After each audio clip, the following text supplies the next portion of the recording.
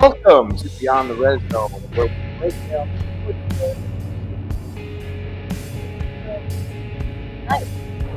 we'll look at 3 hot topics in sports, examining not just the performances, but the systemic factors at play.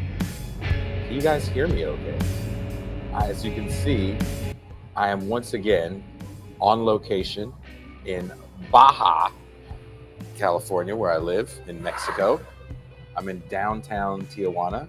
So if you see my head turn swiftly, it's not for fear of danger. It's because someone's walking by with fat ass. But first up, the Cleveland Cavaliers are off to a historic start, becoming only the 4th team in NBA history to begin a season 15-0. However, their first loss of the season came in a tight battle against the reigning champion Boston Celtics, a team with a loaded roster and championship pedigree. While the Cavs have shown they can compete at the highest level, the question remains, do they have what it takes to challenge the Celtics for Eastern Conference crown, or does their success reflect a league still adjusting to their rise? In college football, the playoff picture is beginning to take shape. Traditional powerhouse Georgia has reclaimed its place in the top ranks, but intriguing contenders like SMU, BYU, and Colorado are keeping things unpredictable. These programs represent a refreshing challenge to the established order, but how sustainable is their success given the financial and recruiting advantages enjoyed by more traditional programs? Finally, in the NFL, the Dallas Cowboys are floundering. The question is just how bad are they, but why are they so bad? Is the problem rooted in Dak Prescott's inconsistency and absence, questionable coaching decisions, or deeper systemic failures tied to ownership? Similar questions could be asked of the Raiders, another team with a storied history weighed down by ownership issues. Are these teams struggling?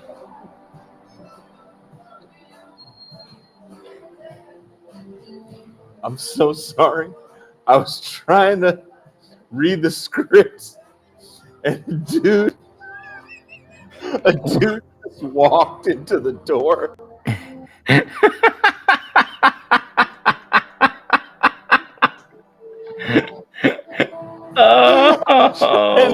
I was trying to keep a straight face, and he was kind of shocked that I was talking so loud. So he looked over, and he was like, he's a delivery guy. So the delivery guys come in with their helmets all the time. So to me, it looks cool, like I'm in a cyberpunk weird metropolis, and the kid cyberpunked himself right in the door. I was wondering what the thud was. It was a grown man. Oh man, dude, I don't know what's worse. Like, he's in a full helmet, so he's being safe on his bike, right? I've run into light poles sober just because I wasn't paying attention. Like. You heard the thud? Yeah. Oh, I did. Yeah. Yeah. The lapel mic is working overtime. Like it's. That poor dude. They kind of come in and out, but I thought this would be a better location than inside because I can see the people, and also I thought I wasn't going to have the music.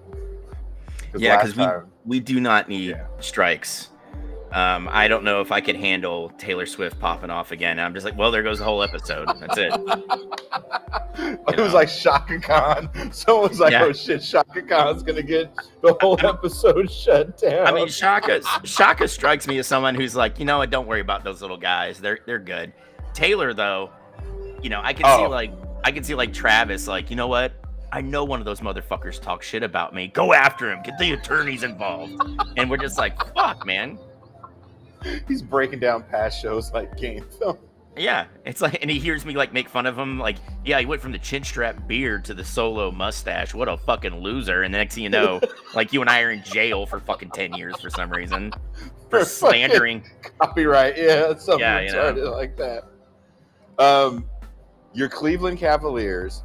I figure since Cleveland's been taking it in the pooper of late, having a Cavaliers team that's playing very, very well. Okay, What so say you about this Cavaliers team? with Cleveland sports, we have to strike a balance, right? So the Browns suck. The Guardians had a hell of a year. You can't argue that, right? Stipe got his ass kicked against John Jones, but the Cavs were 15-0 the day, the day after. So like there has to be a balance. Something has to be sacrificed for one of the teams to do well. But literally, this is what I love about this team. Kenny Atkinson comes in after 3 years of Bickerstaff Jr., who just kind of looked like he did what he could with the team. But I love what Atkinson's done. Atkinson has figured out, excuse me, guys, how to keep Evan Mobley and Jared Allen on the floor at the same time. Mobley worked his ass off and has developed an outside shot. Spida Mitchell is Spida. We have Darius Garland. And then when you look at the bench with like Max Strus and George Niang, freaking Dean Wade, there's a lot of talent on this team. Now, I watched the game last night and I was freaking out by half because, they're down by 17. But, the Cavs couldn't hit water if they fell out of a boat with their shot last night. But what they managed to do was keep up with the Celtics, who hit 22 3-pointers. And just they play, it's the Celtics, man. Like you said, championship pedigree, defending champs. I didn't want to lose, but you know what, man? I'm not going to be mad about that loss. 5 points to the defending champs on a night when no one's shot was really going down. So like I think, and especially with the new salary cap rules that are coming up, because there's going to be huge hits for repeat offenders that go over the cap, and the way their deals are structured for these young players, the Cavs have a couple years to kind of keep, maybe move out first round picks for established talent. But like I think the Cavs, like this is one of the better built teams in the NBA, and getting Kenny Atkinson to come in as head coach, I think was one of the smarter things that Kobe Altman, the general manager, has managed to do in his time in Cleveland. Now, I mean, Boston's Boston. I think this is going to be another strong year. Like you said, Tatum and Brown are phenomenal. Porzingis will be coming back. They got a deep bench. I mean, honestly, the biggest surprise for me, Jason, I don't know how what your thoughts are on this, but it was Golden State starting out at 10-2 after the last few years where they've just been boo-boo, if you will. They haven't been very good. But Golden State's Raw back boo-boo. doing raw boo-boo. Golden State's back to doing Golden State things, even with the loss of Klay Thompson. So, I heard somebody talking shit about Steve Kerr, and I'm like, really? So there was a few down years, but that was them cleaning up the salary cap. So now, if they're competitive by the All-Star break, they can swing a trade and bring another big name in. What big name do you think they bring in? Does KG come back?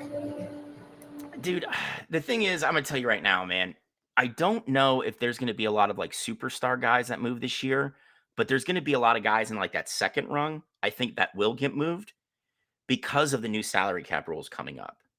You're gonna have a lot of teams that want to clear space off the books, get in some draft capital. Because that's kind of I think a lot of teams are looking at what Oklahoma City did and just stockpiling picks, making smart picks, and then packaging some together to move out to bring a name in and still having another 38 first rounders still on the docket. But yeah, Matthew, the Knicks, I don't think you can count them out. I really kind of, granted, Dante DiVincenzo he's not a superstar, but he fit in really well and kind of took off when he got to the Knicks. And moving him out so they can make room for Bridges. I mean, I don't know, man. I think the East and the West are going to be more balanced this year than we've seen in years past. But I mean, still, the West is the West, and you have a lot of teams that are going to have some hurt superstars that once they get healthy, we're going to see that murderer's row that the West is. I really believe that. But the East is getting a lot better. I think the game's better when Orlando is a factor, when the Knicks are a factor. I mean, the Nets have played. I agree. I think the league is better when the Nets have a I'm not saying like the KG Ray Allen or KG Paul Pierce team, but you know what I mean? Like when they're functioning, when Philly's I don't know what's going on in Philly right now. There's been like talk that once Embiid signed his deal, he just doesn't give a shit now, which I just don't see that. I just see a guy who's frustrated with how they started.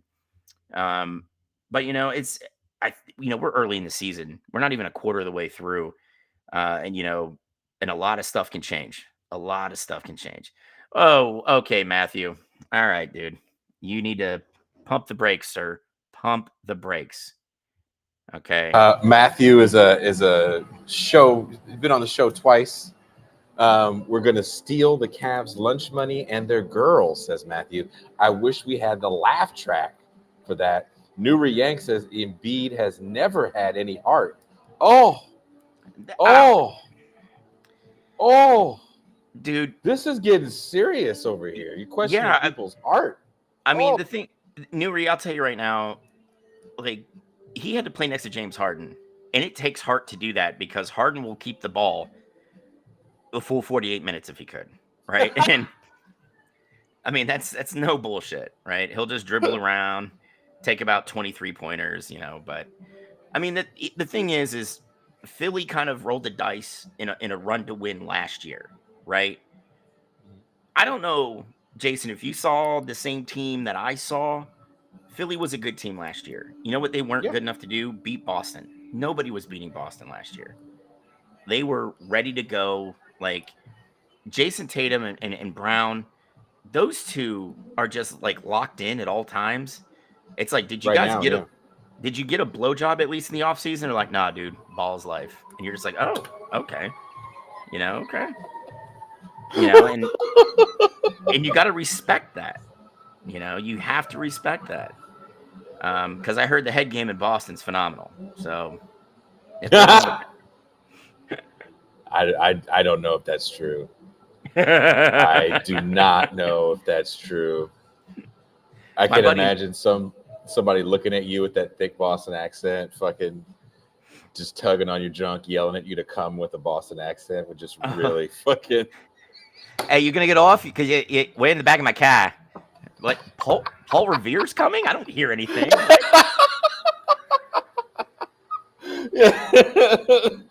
Yeah, I can't imagine Peter Griffin trying to fucking talk dirty to me. That is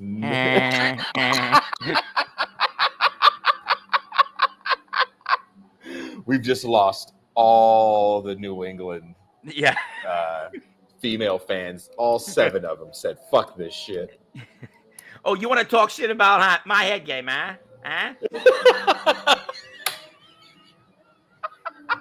All right, girls, let's go to Duncan. All right, let's go to Duncan.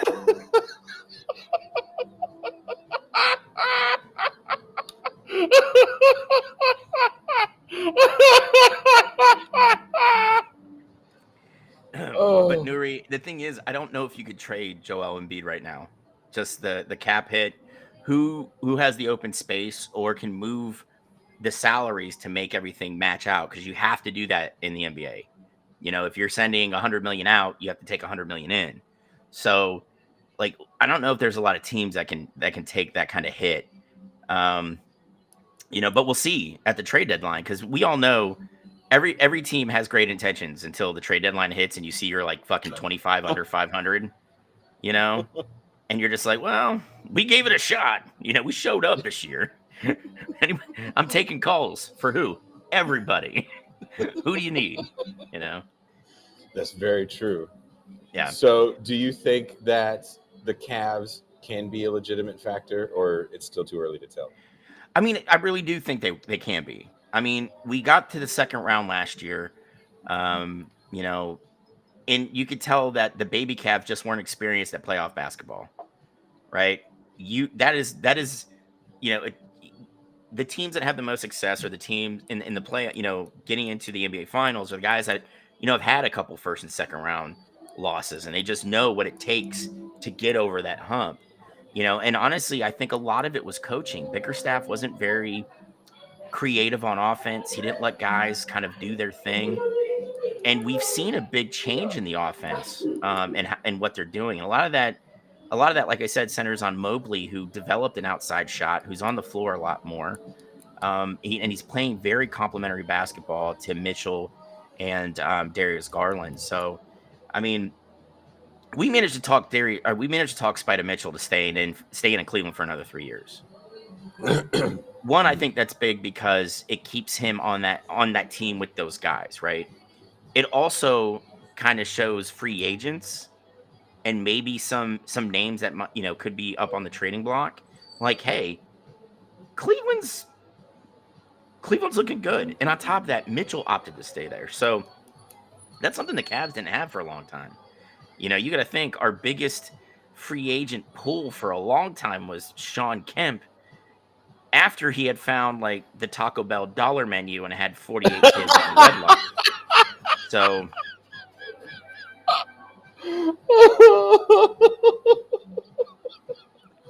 before we move on, do the Knicks have a realistic shot? I think so. It's a good team. They play good basketball. Like I said, I thought DiVincenzo was a really valuable piece coming off the bench. So him getting sent out in trade, I was kind of surprised. But they did bring in Michael Bridges, who I think is still kind of working his way in with that core. But I think as long as you have Jalen Brunson there, like, you've got a winner. Brunson just wants to win, and he will will a team to a win.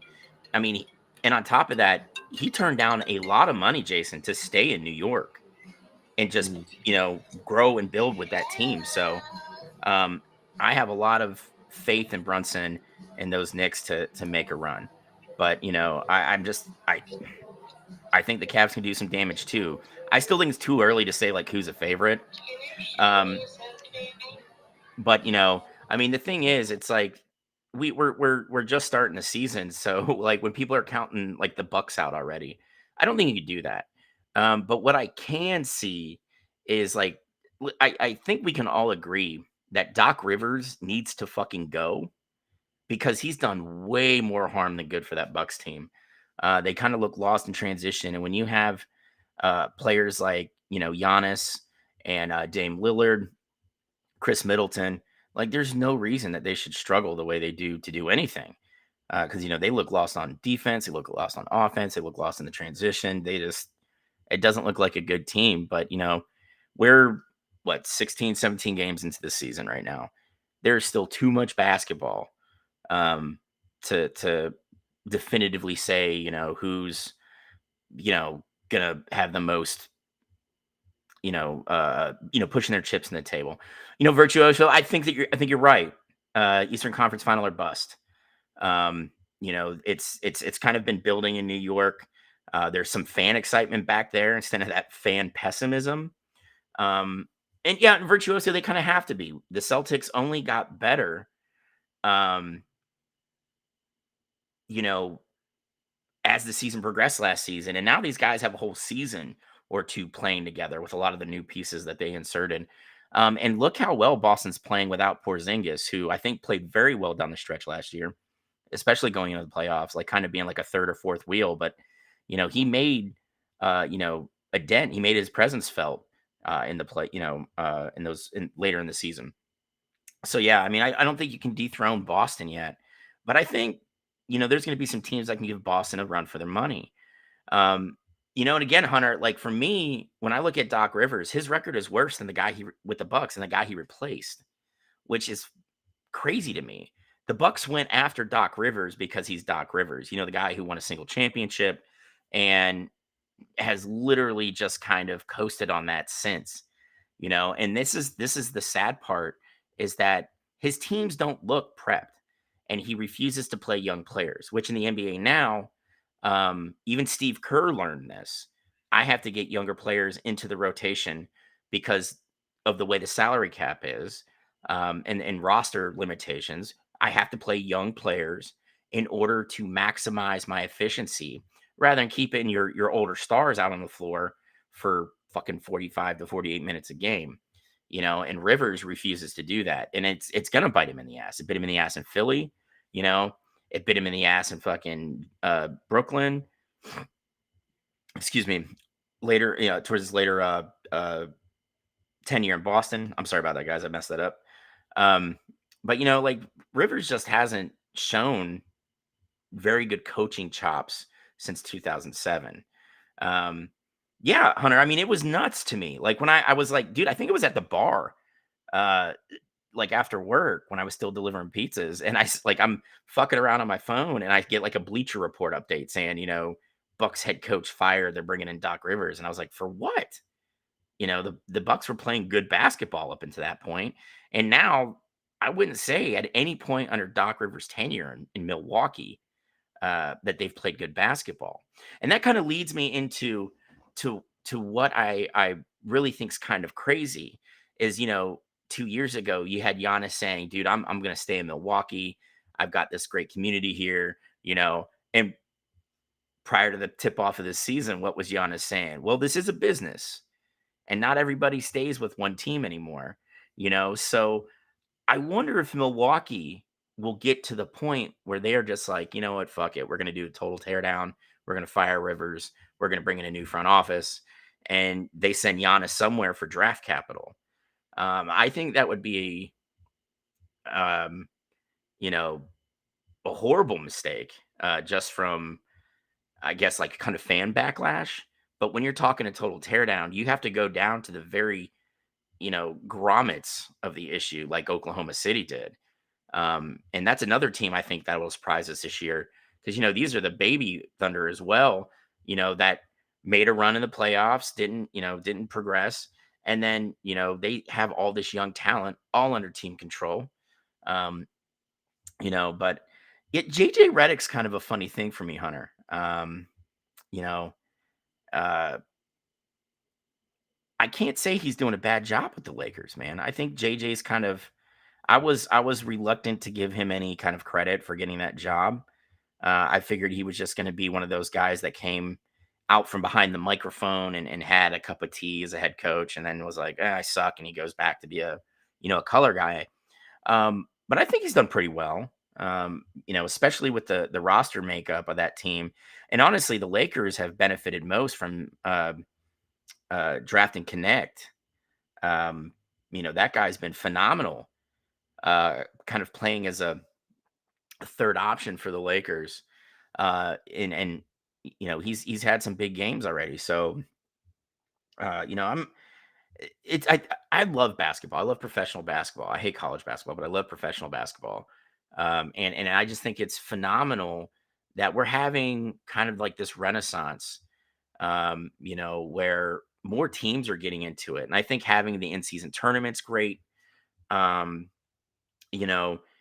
and I'm interested to see what happens, come the trade deadline. Like who's going to realize what teams are going to be like, not our year. We're going to move some guys out. Because I think at this point, I really think the Cavs will be buyers. I think the Knicks will too. Teams, organizations that are like, listen, maybe we don't get it this year, but let's go chips in. We still have the flexibility to carry everything into next season as well. And I think the Knicks and the Cavs are two of those. And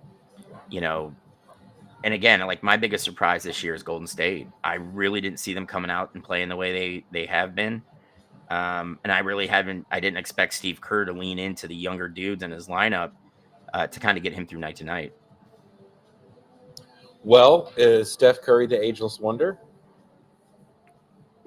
Steph Curry's game translates into a guy that'll play until he's like 60.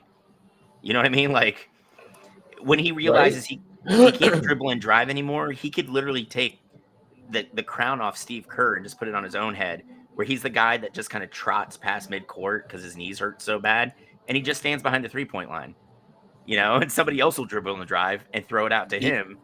He does have still to this day, an amazing shot. I guess when you have an amazing shot, you never lose it, which is.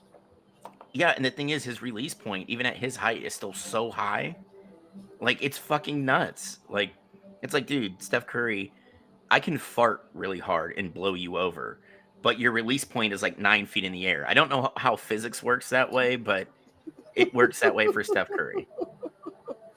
I mean, still, I think one of the coolest shots from the Olympics is him shooting over Wembanyama. Yeah. I think if you say that 3 times, you curse your family. But yeah. Well, dude, I mean, that's the thing. The Spurs are another, I think, team that's really set up to excel in the new salary cap, under the new salary cap starting next year. Um, you know, they have Wembanyama, who is, kind of like the centerpiece. They've got the extra coach on the court and Chris Paul right now, but they still have a lot of young dudes in San Antonio. They're all growing together. And like, I think that's one of the things I like about Popovich is that he doesn't shy away from a rebuild. He's done like 2 or 3 in San Antonio. Um, and it's pretty cool to see. I like Victor's game. I think he needs to do like Giannis did and just spend one whole off season lifting weights and eating like 6,000 calories a day, because you can't be that slight and expect to be able to carry on, like play 70 to 82 games every year and then have a long run in the playoffs and be healthy. Like, because you take a beating. People want to say this game is soft. Fuck you, dude. All right, go out there and play full 48 minutes with an NBA team. You're gonna be bruised from fucking forehead to the soles of your feet. That's just how it is. Is it Jordan and Dumar anymore? No, and thank God. That was like watching hockey when you could grab someone's stick and hold it. Like it's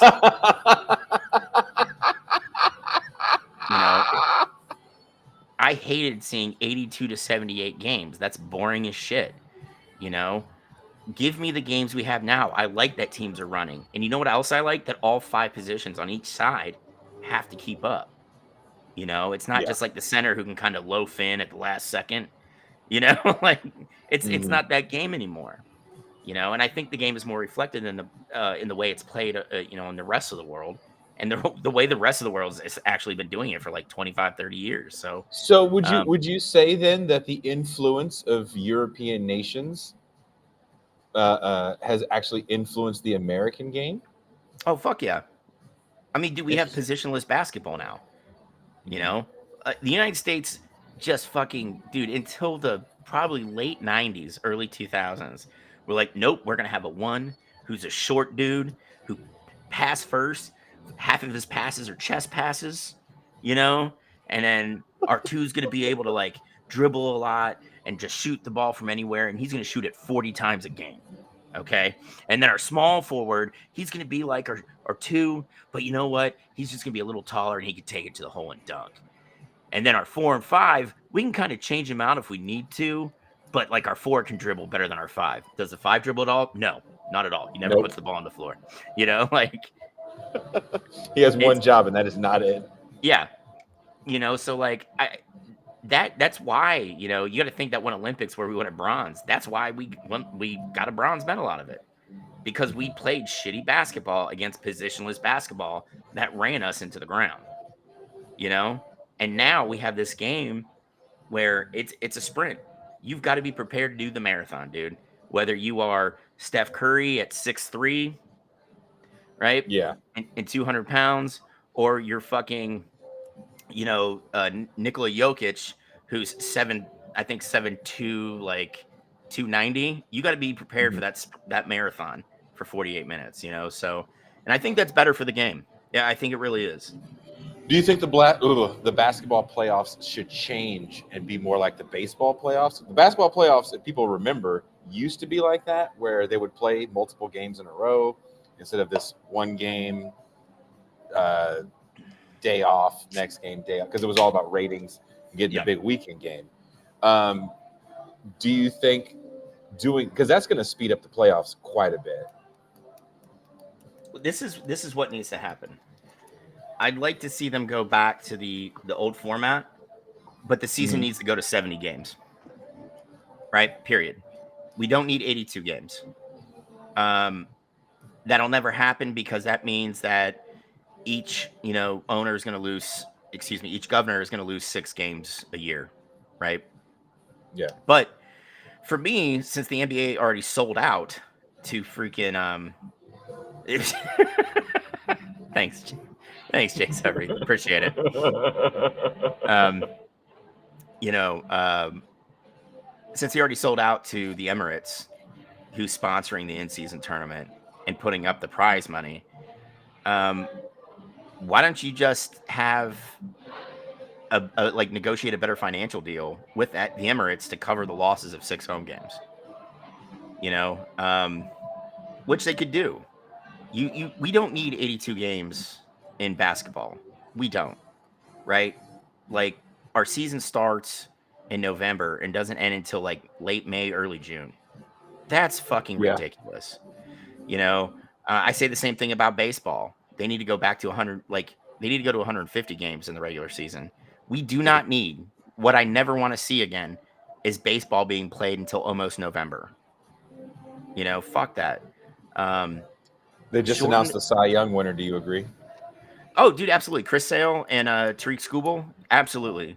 Skubal pitched his ass off for what was supposed to be an awful Detroit team and helped get them into the fucking playoffs. I mean, dude, here's the thing with Major League Baseball. The AL Central was supposed to be the worst, division in Major League Baseball. They put 3 teams in the playoffs, dude. Like, yes. Fuck you. I think the Central did pretty well. But Skubal the guy put a lot of innings in, was very dominant, even, going into the playoffs, especially against the Guardians. Like, we couldn't hit him until the second time we saw him. And I think by that point, he had kind of like that, I'm not going to say dead arm because that essentially means like your elbow shot. But like you could tell he was fatigued from throwing a lot of innings during the regular season. But he deserved it. Chris Sale definitely deserved it. I think the Baseball Writers Association of America actually got this one right. That and the American League Manager of the Year, which was Cleveland's own Stephen Vogt. Oh, shit. This is just your night tonight.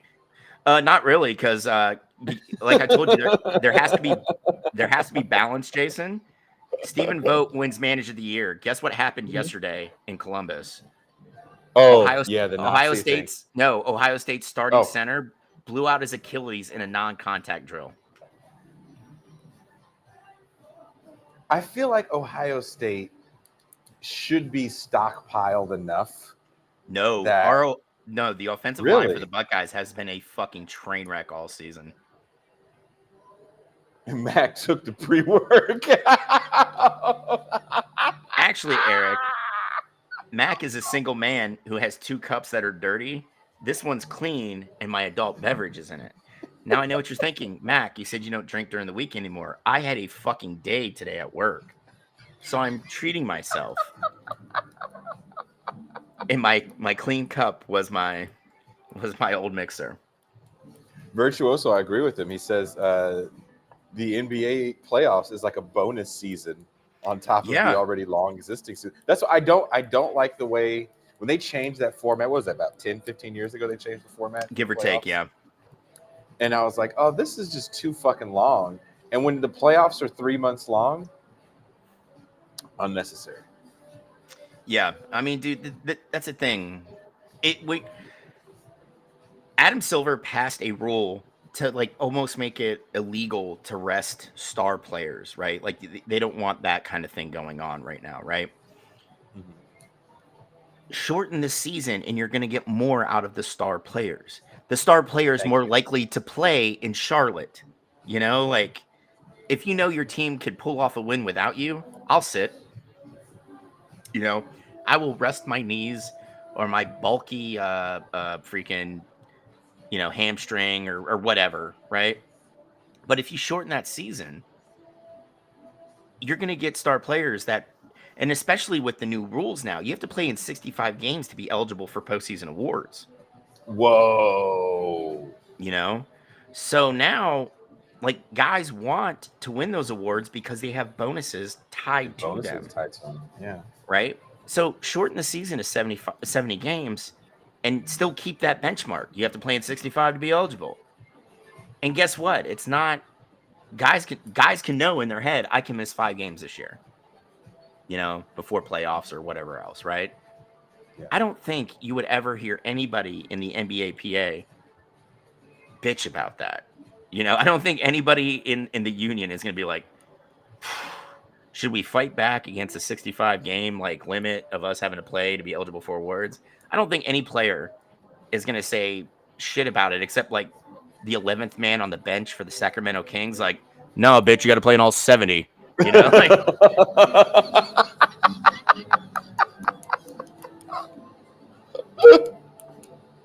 Like the Kings rep at the meetings, like, shut up, dude. Okay, just shut the fuck up. Hey, I don't even know this guy. I don't know him.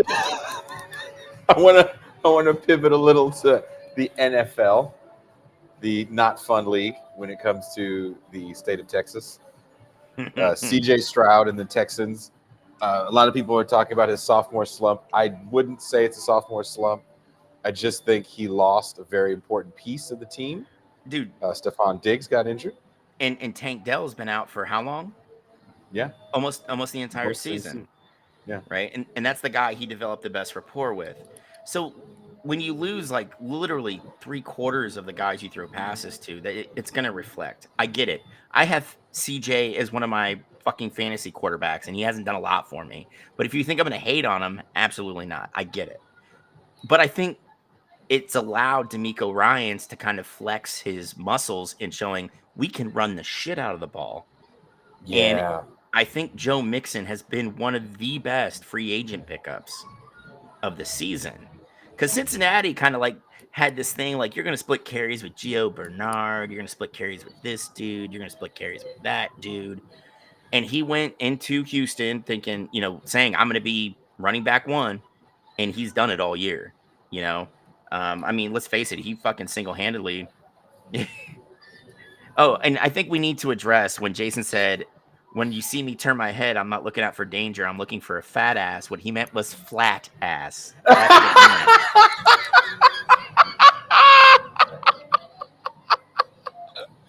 A long butt.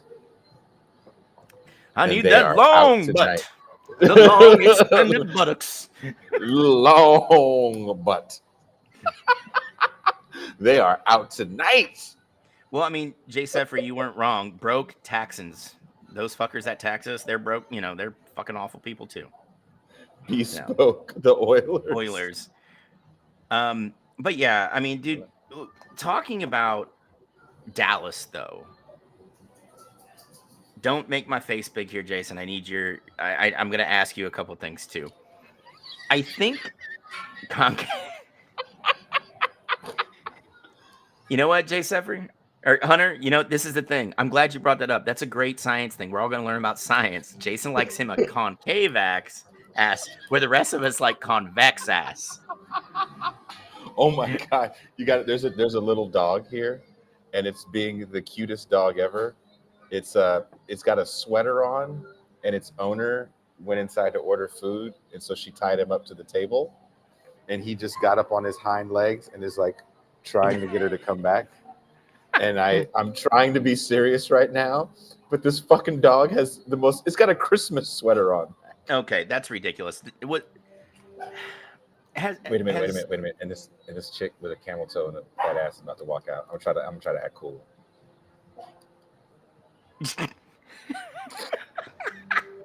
Eric, you need to calm down, sir. You need to calm down. But anyway, as I was saying, in chat, you can work with me on here.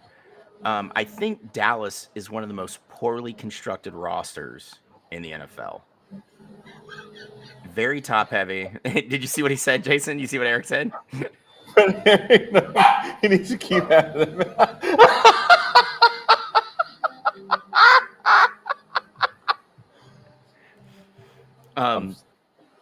But what I was saying was it's very top heavy. They pay big names like Micah Parsons, Dak.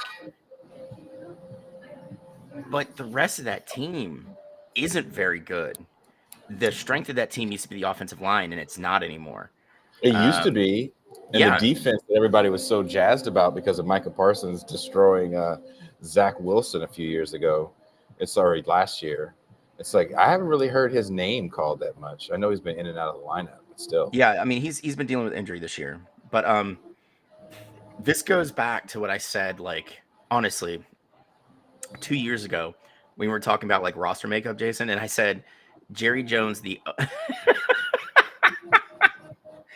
Jerry Newry, that was rude, sir. My boy has been lifting. I've been trying to. You don't understand. I'm mad at y'all. Jason's trying to get cuffed during cuffing season. That's what he's trying to get. All right. But this dog is rather adorable. Jerry Jones, the owner, is fucking, or Jerry Jones, the GM, is fucking Jerry Jones, the owner. And I've said it. Literally and figuratively. Yeah. And I'll say it again. He needs to let Stephen Jones move into the general manager spot. Stephen's grown up literally scouting since he was a kid. He had to talk Jerry Jones out of drafting Johnny Manziel. Right? Like, Stephen Jones, if you're going to talk about a hands-on potential, because Stephen's going to follow Jerry as the owner of the Cowboys. That's just how it is. It's going to happen. And like Stephen, unfortunately, is like one of those Prince of Wales from like the Middle Ages where, hey, the life expectancy for dudes is only like 40. My dad is 28. He's going to be dead soon. And he rules until he's like 70. So when he finally becomes king, he's like 50 something years old and he dies 3 years into his reign. I imagine that's how Steven feels right now, because he's like, Jerry Jones is fucking 80 something, and Is it's he just that like, old? yeah, he's old as fuck, dude. That sounds And about right. And with them sucking so bad and just shit, like stepping on their dick so bad the last few years, he's aged worse than Obama did in his first 4 years in office. The Cowboys, so there's these rumors that I think are totally started online. I don't believe they're based in anything real, but I believe Jerry Jones is one of those people that is influenced by the media and social media. So there's a lot of talk about Dion, especially if Colorado makes the playoffs, leaving for Dallas or possibly Florida State. Okay, so this is what I think about all that, and I'll make it quick. Dion is a lot of things. Dion thus far hasn't shown himself to be full of shit. Like when he took the Colorado job, he said, all you guys who had, a starting role in a 2-10 team, you're gone. Your scholarships are over. Go in the portal. I don't want to see you. Right? And he did. That's exactly what he did. He brings in Travis, his sons, a couple other guys from Jacksonville State, brings in these portal guys, doesn't have a great first year. Well, he works the portal, actually recruited Colorado kind of well, he ended up pulling like 10 of the top 25 people, players out of Colorado, which is not exactly a football hotbed, but that's saying something when you can recruit your own backyard, right? Yeah. Brought some more transporter guys in, and where are they right now? Colorado is 8-2 and this close to playing for the Big 12 title and potentially a spot in the college football playoff, right? Dion said, I don't want to leave the college ranks. All right. Now I'll tell you this. That's me. Again, he hasn't shown that he's full of shit yet. Right. That just tells me I don't want to go coach the Cowboys, but I'm open to listening to Florida State administrators when they shit can Mike Norvell. Right. That's what that's telling me.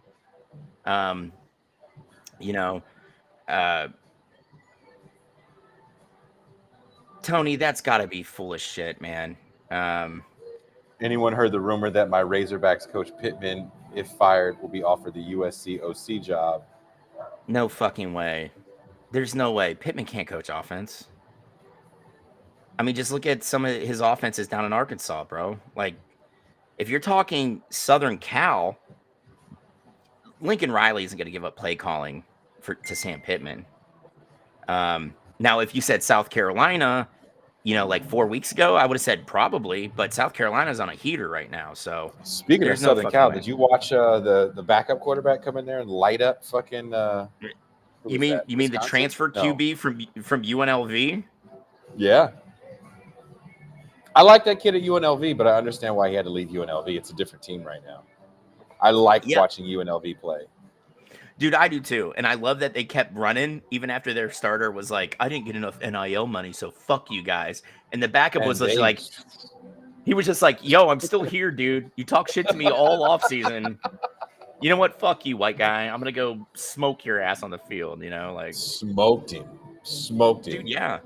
And the thing is fucked up that dude's whole NIL hopes. That dude kind of had to hope that team went to shit so he could get some big money the following season. And he's no one misses it. No, he's got like a stupid like white guy last name, like Sulka or some shit. And it's like, dude, I think you hit the nail on the head. A team's gonna have to be desperate for a QB to like send him a text like, "Hey, man, that UNLV stuff is pretty bad, huh? But guess what? Down here at Kennesaw State, we really need a QB. You know, like, Let me tell you about the wonders of Kent, Ohio. yeah, we have a great bar called Robin Hood."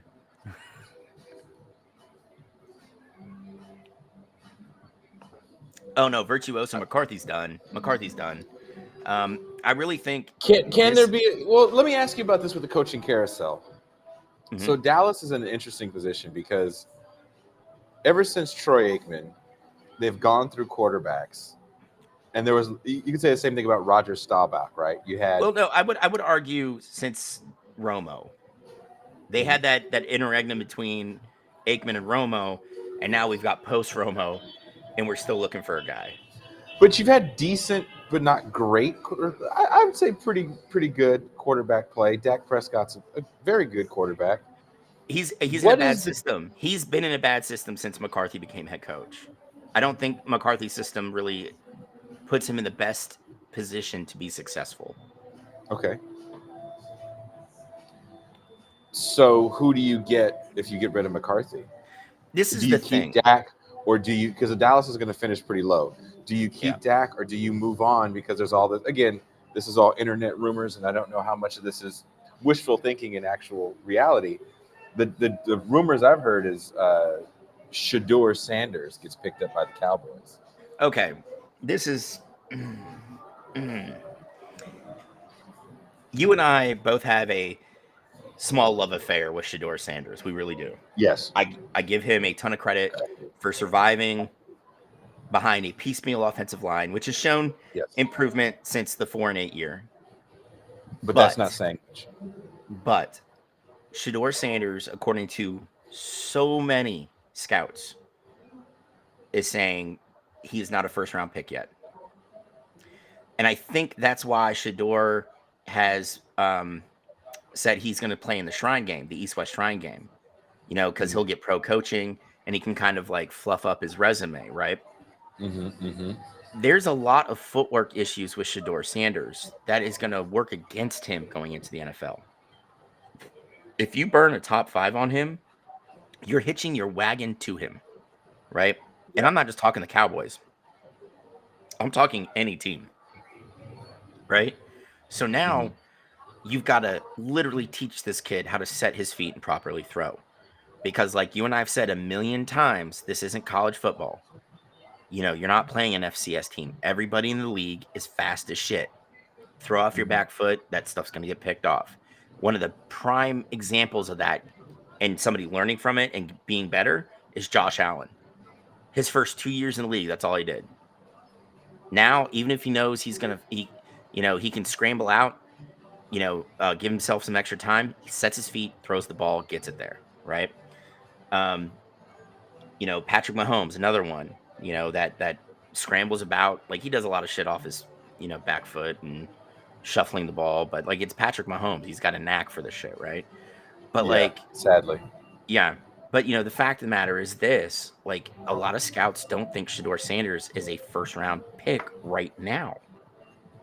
What you have driving a lot of this is, there we go, Tony. We'll get to him in a second.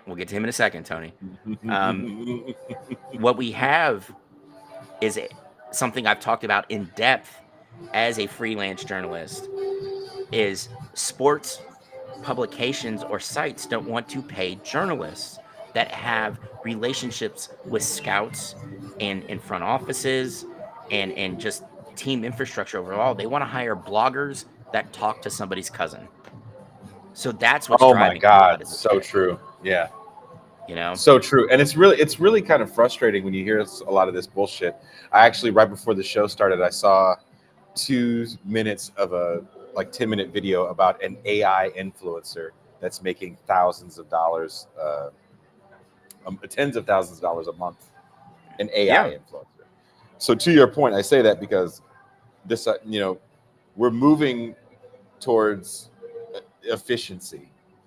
in every aspect of life, even the frivolous side of life. Yeah, and see, this Needs is to the be more thing. efficient. That's why, when I hear people bag on journalists, and it could be politics or sports or whatever, anything. It could be the local journalist that sits in city council meetings all day writing about it.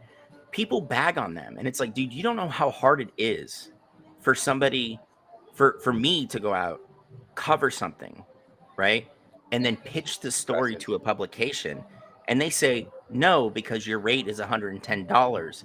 I can pay a blogger 20 for the same amount of words, right? So And what you're you're like, getting, okay, well, what? Yeah, it's like, no, I interviewed the AD, I interviewed the head coach, the offensive coordinator, and 6 players.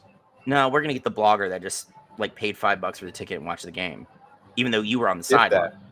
Yeah, Yeah. like it's ridiculous, So, but yeah, um, Bo Nix, Jason, Bo Nix. Okay, finish your eye meandering. Finish it. You good? Okay. I think after Jason's early misgivings in the first 4 weeks, after I told him, pump the brakes, bro, he's got to get used to the pro speed. He's got to get that playbook down. I can say we're probably watching the offensive rookie of the year in Bo No, Nix. Jaden Daniels. No, he's in the NFC, bro. Each conference has their own. Oh, you're right. I forgot about that. Who's the offensive rookie in the AFC? It's got to be Bo. I'm trying to think who else is a rookie in the AFC. Drake May. No fucking way. Drake May, no fucking way. Yeah, that's the slogan. I mean, and I've been and to be honest, I've been very happy with what Drake May's done behind an offensive line that, like, here we go, Jason. Here's the offensive line in New England. Pass rush hits.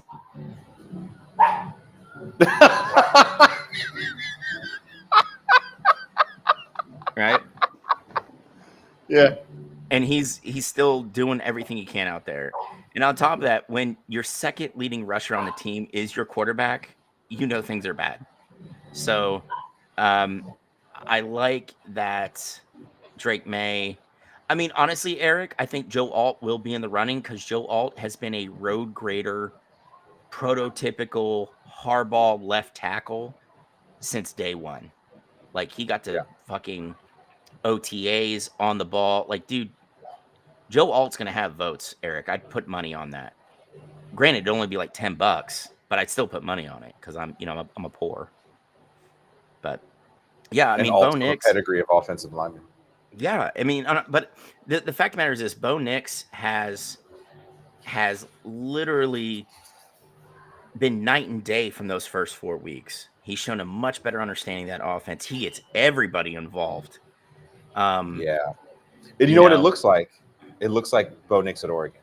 Like, honestly, yeah, that's what we're seeing. We're seeing. This is what we talk about a lot on this show: is making the college game, bringing the college athlete in and making the pro game more accessible to the college game. Yeah. And part of the college game is spreading the ball around. And watching Bo Nix, I was going to say spray the field, but that didn't sound right.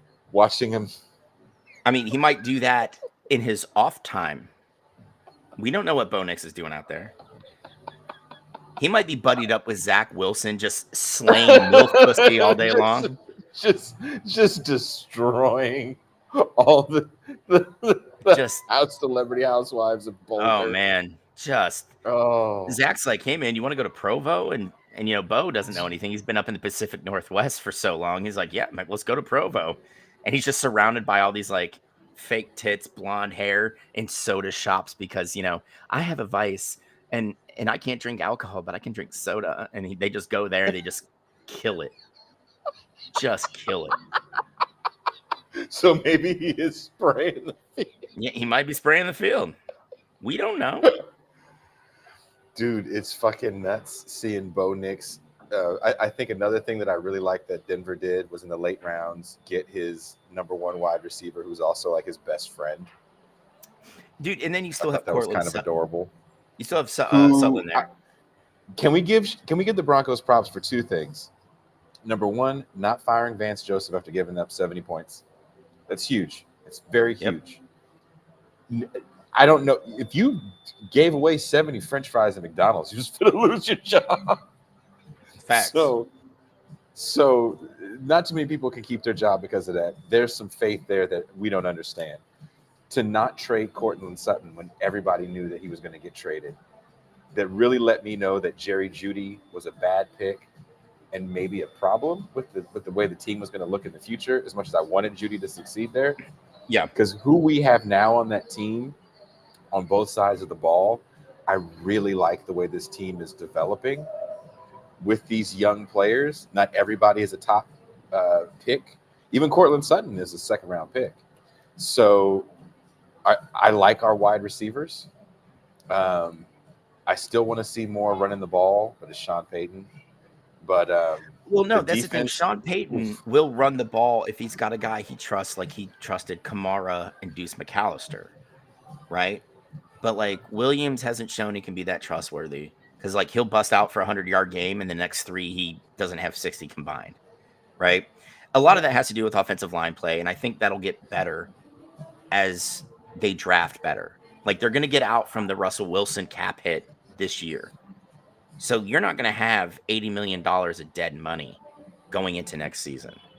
So Denver is going to be in a very advantageous position as far as the salary cap goes, you know, but, you know, it's Denver's kind of looking at the long haul, which I appreciate. Most teams don't do that. See New York Jets not looking at the long haul and just fucking them. Jason, goddamn you.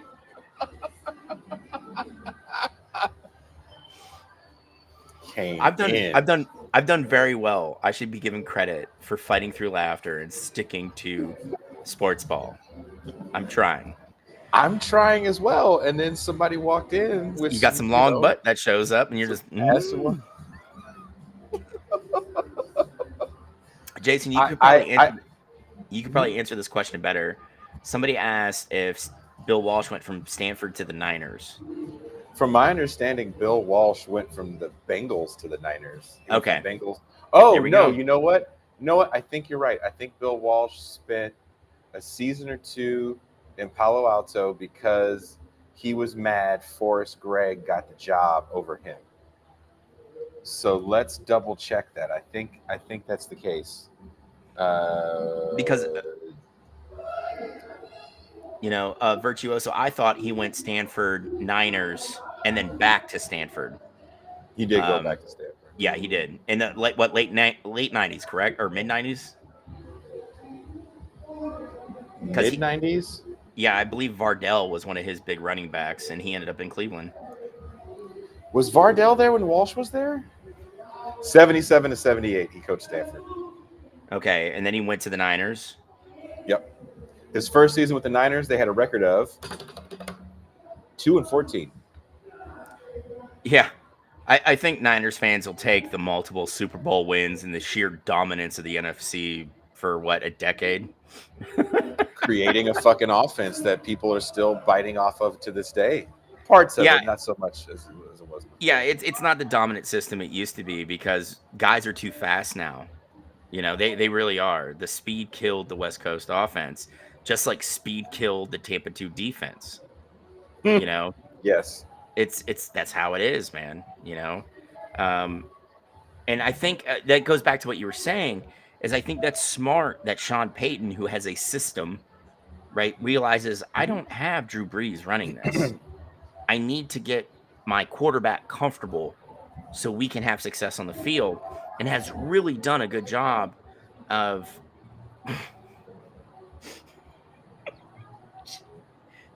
Thank you. Okay, Virtuoso.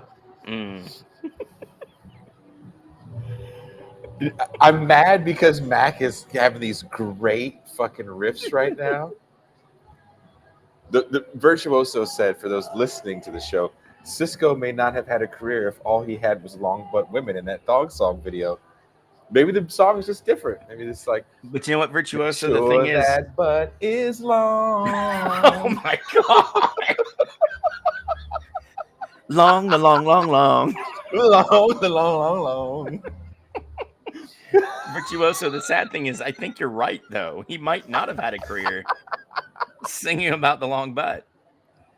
Dude, if you watch 80s movies, there's a lot of long butts in the 80s movies. Dude, that is the staple of 80s action films, is the long butt white girl in like the spandex.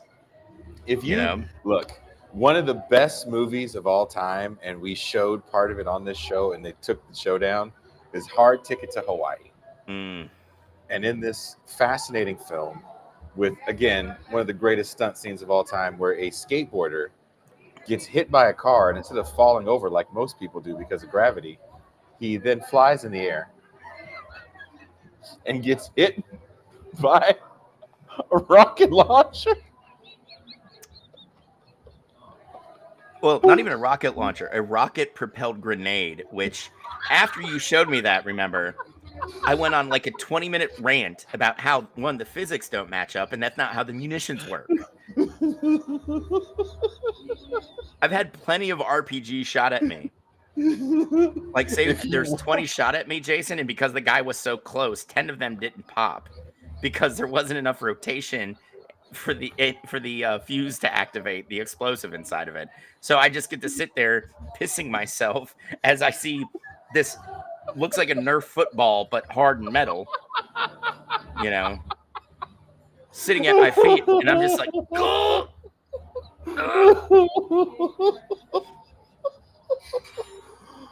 Well, one, DC, thank you for being here. One, and two, we don't have to worry about copyright strikes because Jason's outside tonight. So we don't have Shaka. Trying to save us from the copyright strike. Yeah, Shaka and Taylor aren't getting us taken down.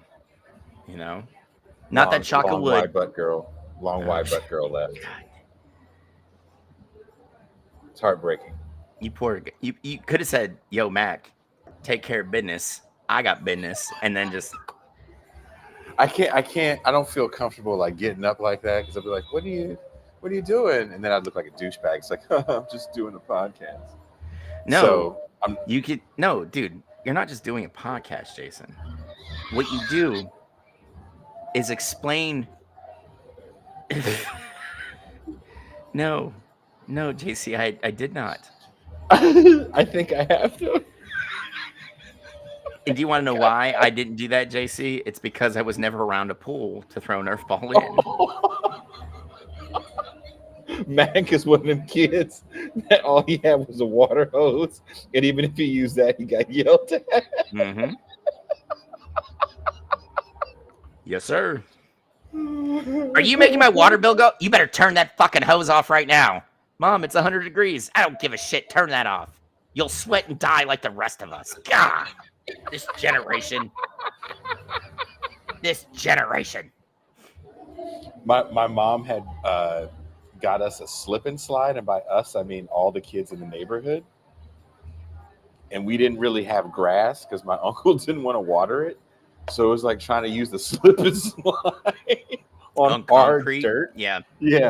So that didn't work out. And then my friend across the street, he actually had a backyard with grass. And his parents bought him this thing called a wet banana. Do you remember the wet banana? That's what the morbid MILFs call Zach Wilson's dick.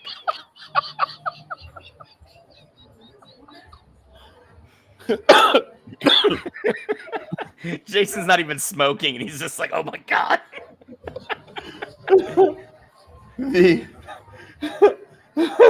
Tony says, I'm doing the best damn sports porn podcast around. So, chat, Jason hits me up. He texts me before we go on. And he's like, I got some news, Mac. I got some news. And I'm like, fuck, this is going to be bad, right? And then immediately I go, Pornhub actually watched us and is going to fucking bring us on to do this. And it wasn't that. It's still good news, but we can't exactly say anything yet. But that was my thought process. Like Jason's like, dude, we've had so many like copyright strikes and the content and YouTube is just canceling us. Or it's Pornhub is picking us up and we're going to do play-by-play calls for porn. And I was already thinking, like, do they have like the Riot Shield helmets on Amazon so I don't get nut in the face? You know, like, is Mia gonna actually help us out? Have we reached out to Mia yet?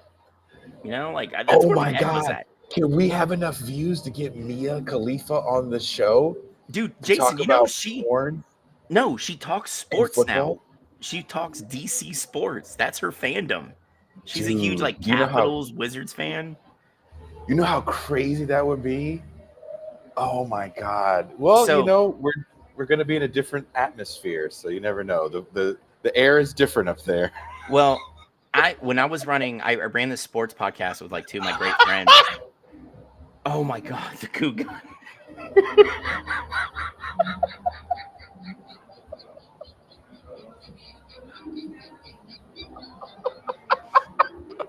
Can I explain the wet banana real quick? The Yes, wet please. banana, just so you guys know, this is where it was even worse. So my good friend, I'm the godfather to this person's child now. I wonder if It's a he's regretting piece. that decision. Oh, yeah, but that's another story. So, um, it was a piece of yellow plastic. Okay. And you remember how the slip and slide, you plug the hose in and then Mhm. the water came out? But no, the wet banana, the yellow banana, the, the wet banana, you would have to hose it down yourself. So my buddy had a backyard with grass. So he put the wet banana thing on the grass and then he had the hose and he would like wet it up, wet it up, wet it up, and then you slide. Okay. I didn't know how to slide. I was like 9. And so they were like, no, you got to slide. Like, you keep sliding on your knees, Jay. You got to slide on your stomach. And I was like, I don't know. This seems weird. And so then my buddy Sean wet up the banana again. 9-year-old Jason's like, this seems like some white people shit that I'm really not interested in right now. Sean is halfway. And so I got a running start and I flew in the air and I went face first. But I went face first, and so there was blood. There was like a trail. Oh my God, Jason. Jason. So the joke was, still is to this day, that I busted my nose on Sean's wet banana. Yeah, that makes sense.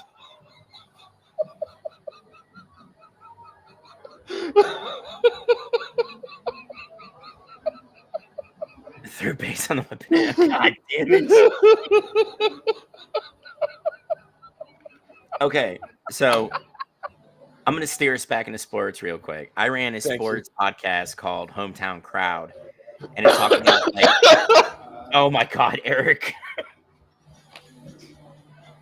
The wet banana actually sounds like the time Jason almost drowned trying to fuck in the shower, actually. I was trying to go down on a woman in the shower. Thank you. Yeah, and they call it the wet banana incident because, you were rock hard while trying to fight through the water. Still maintaining an erection. I don't know how that works, but...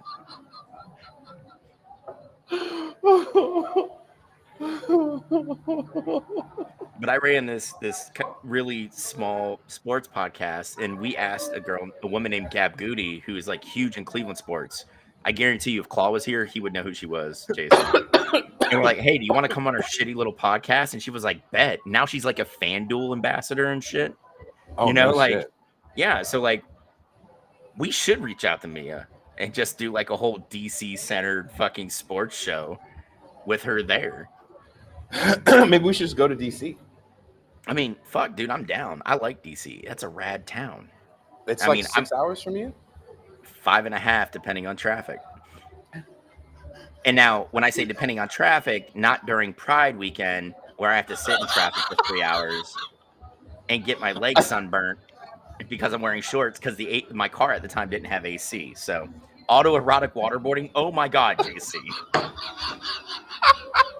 I wish, Mac, I hella wish I could take this computer and you guys could walk with me to the other food place I'm going to go eat because I want to hear the jokes you're going to make about the trip through Tijuana.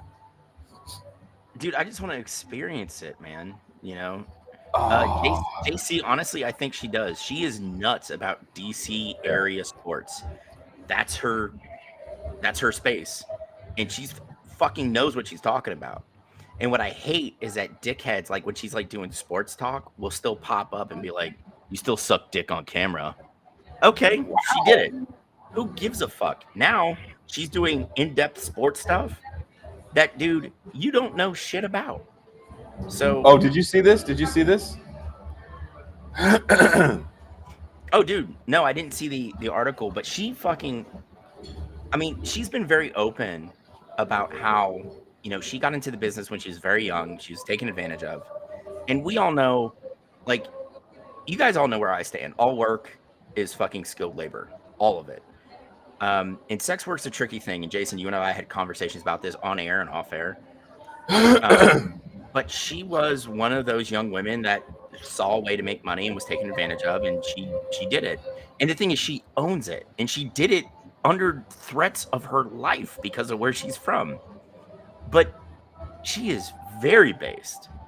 I mean, not everybody's perfect, and I understand that, but I appreciate her stances on indigenous struggle for recognition and rights. She's very involved there, especially in Palestine.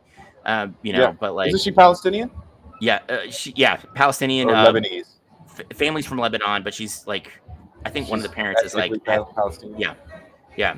But like, I mean, it's just nuts when you stand up and say, I am here for indigenous struggle. Be like, on TikTok, I reposted that amazing young woman from the New Zealand Parliament that ripped a bill in half and did a haka, and I was called a race traitor, and I'm like, oh, I'm so sorry that I offended your white sensibilities. What? Oh yeah, because I do support indigenous struggle everywhere, whether it's in New Zealand or here in the States or in Palestine. My job is to sit there, shut up, learn, support. That's how I look at it, and I fucking do that. I need you to support this picture now. I'm gonna put a picture on the screen, and I want you to know right now, there's dudes out there willing to risk it all because of this photo. If it's Sam Darnold's wife, Jason, I'm fighting you the minute. Oh my, who is that? That's Abby Martin.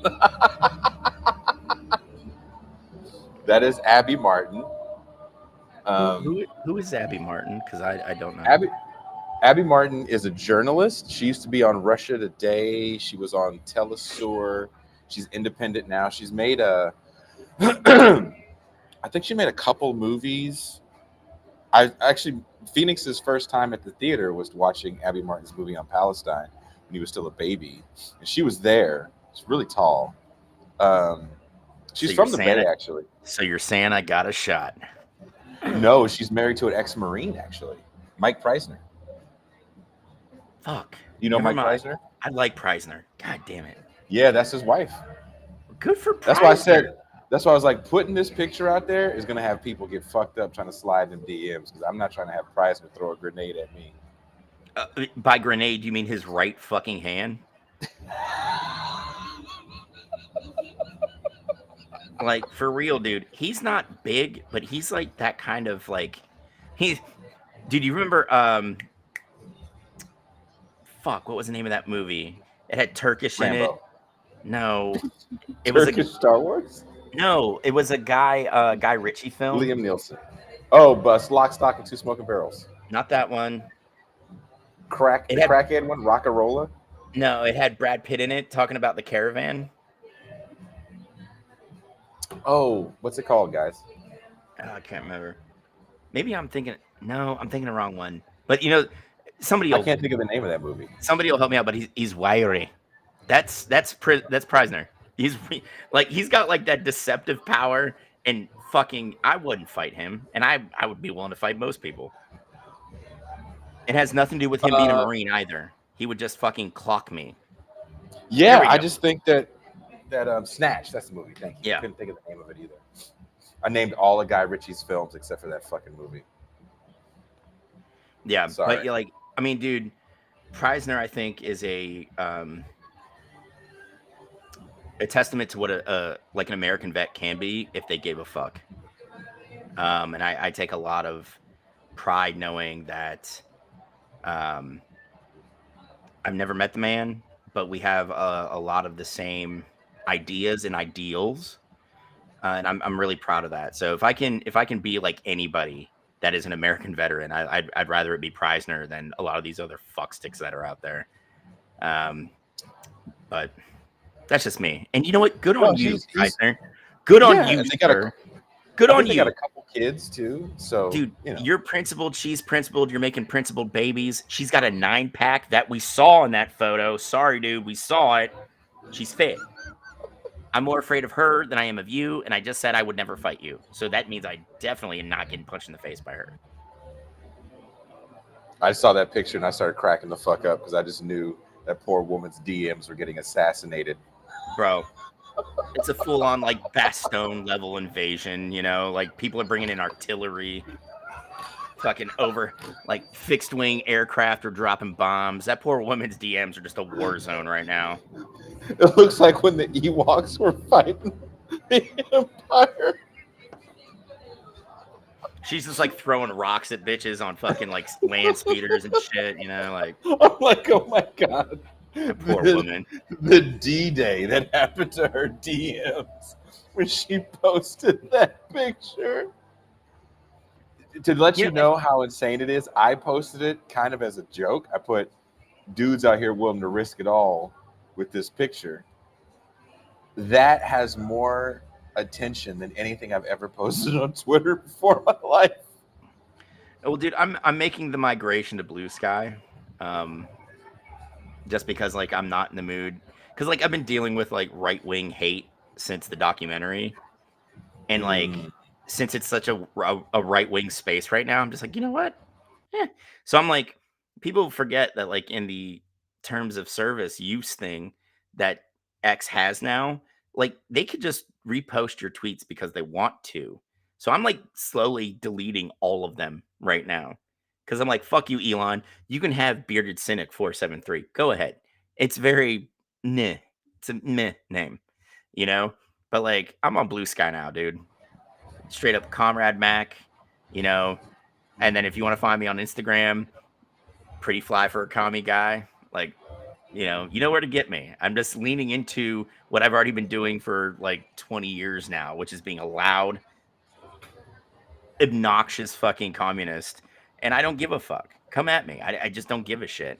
I just don't need to wake up to like 50 fucking DMs from a bunch of right wing dickheads. They're like, I watched that documentary and you turned on your lieutenant. And I'm just like, bro. maybe you should do your own Abby Martin picture. You should do your own, and then you'll have a whole bunch of new dude. I'll do it in a midriff, you know, with still working off my beer belly, you know. Yeah.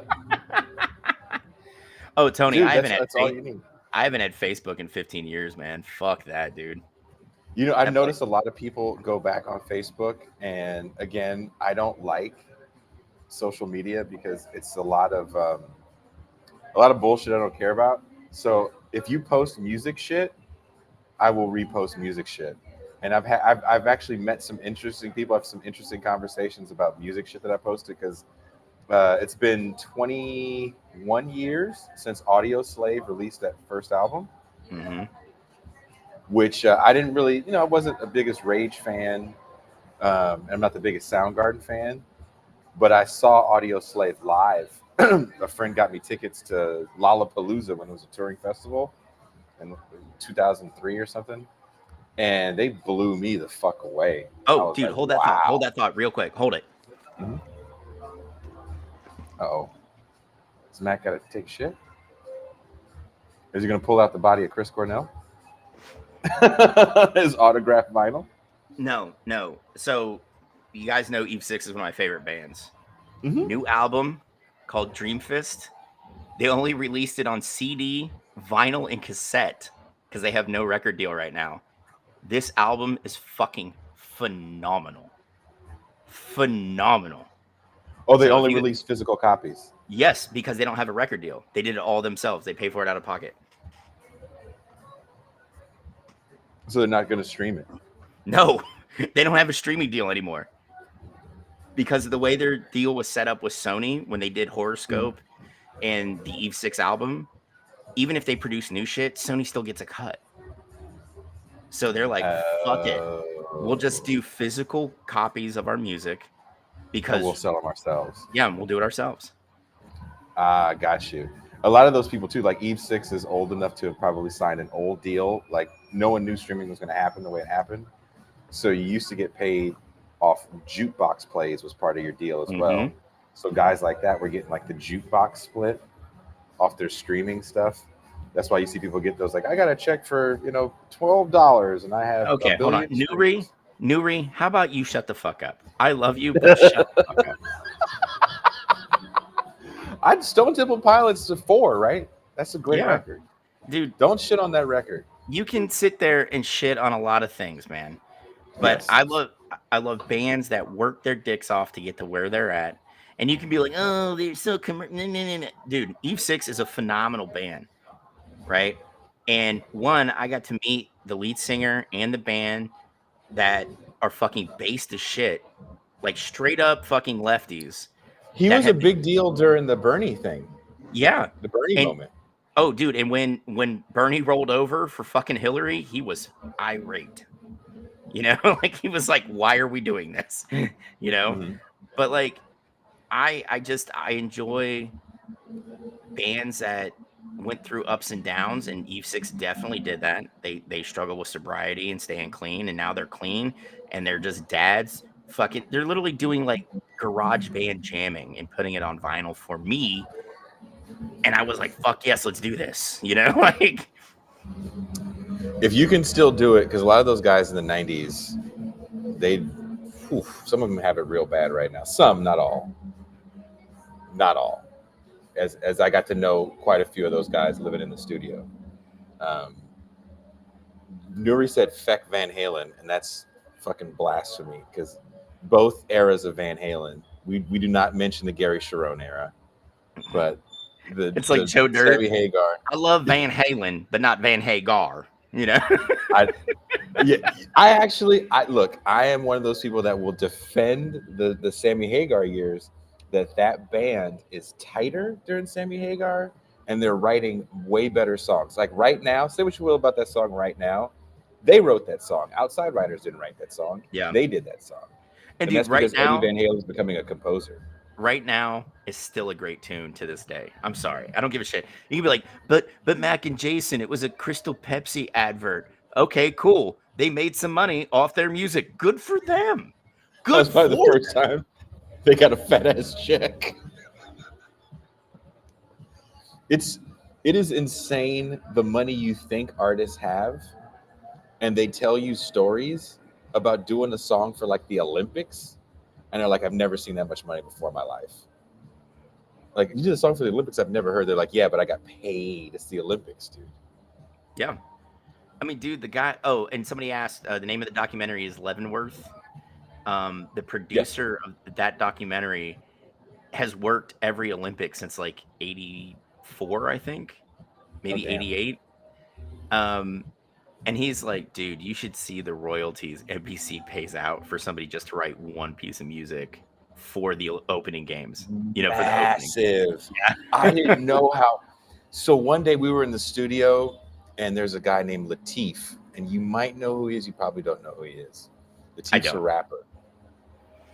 And Latif was in Europe touring, and he met Fatboy Slim. Fatboy Slim happened to be a fan, right? He didn't know. And Fatboy Slim was like, why don't you come to my house and we'll record a song? And he goes, okay. And he had like a day off or something. He goes to Fatboy Slim's house. He has no idea Fatboy Slim is like rich as shit. And at the time, his neighbor was like Paul McCartney. So they go record a song. And rappers like Latif, and this isn't a knock on him, this is kind of one of the things these cats like this do. You meet somebody cool, you record a song, and you walk away. You don't know what happens with it. If something happens with it, they'll tell you. That song was on the Olympics soundtrack. And he was like, oh, dude, the song, it's the Olympic song. He was like, oh, no shit. Didn't think anything of it. And then he got a check. He got a royalty check. He said he had never seen that many zeros in his life. And he didn't know how to cash it because he didn't have a bank account. You go to like the payday loans place, and you're like, can I get $4.2 million? And the guy's just like, what? Bro, I got 96,000 in cash. Don't anybody think about fucking trying to rob me. This is bulletproof glass. Calm down, like Like, dude, it's when you hear like even football players, you hear like guys that get their first NFL check and don't have bank accounts. Oh, dude, yeah. I mean, that's the thing. That's what I love about what a lot of older players are doing now. They're calling them like veteran symposiums. And like all the leagues now, the big four here in the States, EPL in Europe, in England, and like La Liga in Spain and shit. Like they have veteran players come up and they're like, listen, guys, when I came up, I got a massive check, didn't have a fucking bank account. And I didn't realize I had 90 days to cash the fucking thing. And I didn't. So day 92, I went to try and cash it. And the bank told me to go fuck myself, and I had to go back to the team and like, hey, I need a new check. And they're like, why? Well, I didn't realize there was a time limit on there. So like, what the fuck is wrong with you? And so you have all these veterans come up and they're like, listen, when you get that first giant direct deposit, you don't go buy a house. You don't go buy a car. He's like, do you know what the union has now? And young players like, dude, they're eating this shit up because they're like, I don't want to end up like Earl Campbell, who had nothing, living off an NFL fucking retirement check, which is $2,200 a month right now for his era of players. Jesus. Earl Campbell, and that's why I give the NFL Players Association a lot of credit, because in what was it, 2005, when they had the lockout, one of their big sticking points in the collective bargaining agreement was getting those old players health care because they didn't have it through the NFL. Well, that was the sad stuff when you hear about what's the guy's name who passed away, the center for the Mike Webster, super addicted, knees shot to shit, no health care, living in his car. That's when you're hearing all those horror stories. Yeah, but like these players went to bat and said, listen, if you don't add health care for, I think they went back to 63 or 64, they're like, we won't sign any kind of collective bargaining agreement. And finally, the owners and Goodell finally were like, oh, fine, we'll, and it's like, dude, you like to see this. Like, this is the power of organized labor, whether we're talking about a union that represents millionaires in a lot of cases. Yeah. This is what organized labor does. They realize that, yeah, I have it good, or maybe like somebody had it good. You know what I mean? Like, we're going to fight to get benefits for everybody that's under the umbrella here, and that's, I think this is where we're missing in the United States, where we vilify organized labor. But how many even right-wing chuds are like, you know what, it's great that players finally get paid and they have benefits. Well, no shit, it's because of the union, you dumb fuck. It's not because they all got together and went to the owners of the team and said this. It's just, oh, dude, Virtuoso, I agree. And this is what kills me. You have to realize that 6 former fighters from UFC sued Dana White to start a union and actually got shot down by the Nevada State Supreme Court trying to unionize fighters because they're all independent contractors. That's how Dana gets around it. That's what you're going to get more of with Project 2025 under Trump. I hate to say it, but the war on labor is beginning, and I don't know if the fight back is going to look like the turn of the century. Well, I mean, the thing is this is I'm putting my history hat on, sports cap off, history hat on. We're getting out of the Gilded Age in the early part of the 20th century, where now we have an actually greater wealth discrepancy, which is something a lot of people don't want to address. But what we do not have the same that really gave the militant part of organized labor the gravitas to do what they did, like in Blair Mountain and in Colorado during the mine strikes, was really horrible working conditions overall. We have horrible working conditions here in the United States, but a lot of times you will have people that just get comfortable in a job that don't want to unionize because they are comfortable there. We don't have 8-year-old kids trying to like dart their hand into a spinning loom and losing the limb anymore, right? I mean, that could make it come back because Sarah Huckabee Sanders did sign a bill as governor of Arkansas that allows kids as young as 14 to work in actual meat processing plants. Fuck them, let them work. They want those Jordans. Virtuoso, Nevada is not a pro-union state. Vegas is a pro-union city in some aspects, but you still have a lot of casinos that refuse to allow union workers there. But Nevada gets this rap like they're pro-labor. They're not, right? A lot Nevada of and Vegas are Vegas is an island in a state. yeah, yeah. So it's Tony, we don't have a class base left. And the sad thing is a lot of, let's face it, a lot of leftists kind of like put the pin to the balloon of that when they saw Starbucks workers try and unionize. They're like, why do you guys need a union? What you do isn't Some hard, you know? some people did. I think there's I will say this. I think there was a contingent of people that didn't care, right? Those MAGA communist people. Oh But God. I will say this: the Starbucks unionization effort could only happen at Starbucks. McDonald's Yeah. isn't going to roll over like that. Amazon isn't going to roll over like that. And I'm not saying don't try and don't fight. It's just Starbucks to me is a unique case where they were Well, already kind of put on a pedestal of being the best employers yeah, but well the sad before thing the is union effort. Schultz is also writing an amicus brief with the new Amazon CEO to challenge the legitimacy of the NLRB. So, like, that should tell you all you need to know about Interesting. Howard Schultz. And yeah, Ayatollah Ventura did. I mean, there's a like I always thought Hulk Hogan was a fucking douche nozzle anyway, even as a kid. But as I get older and find out that he went running to Vince McMahon to fucking fight Jesse Ventura's uh, uh, attempt to unionize the WWF back in the 80s. I was like, Yeah, especially fuck that's Hulk Hogan nuts. now.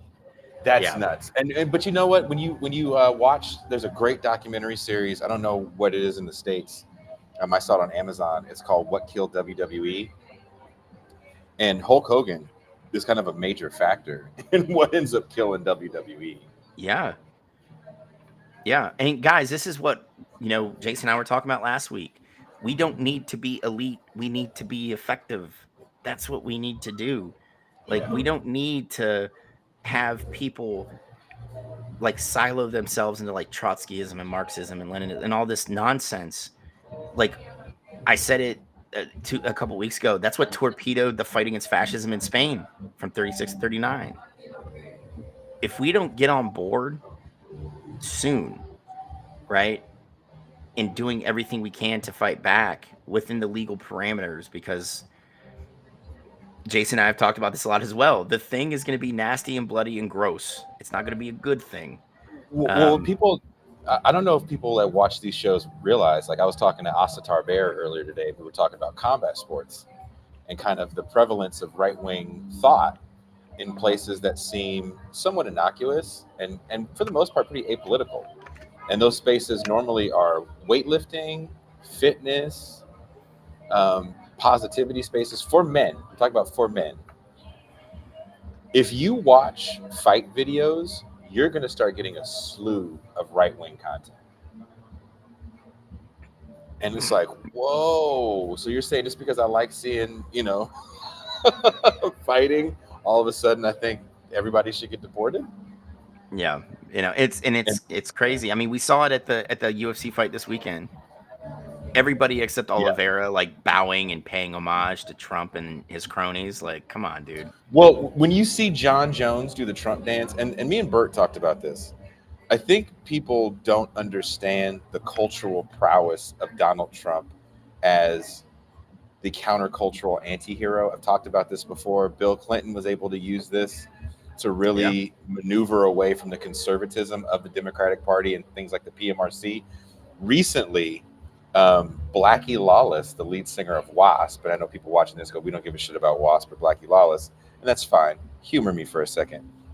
Blackie, someone sent this to me, and shout out to Ken for sending this to me.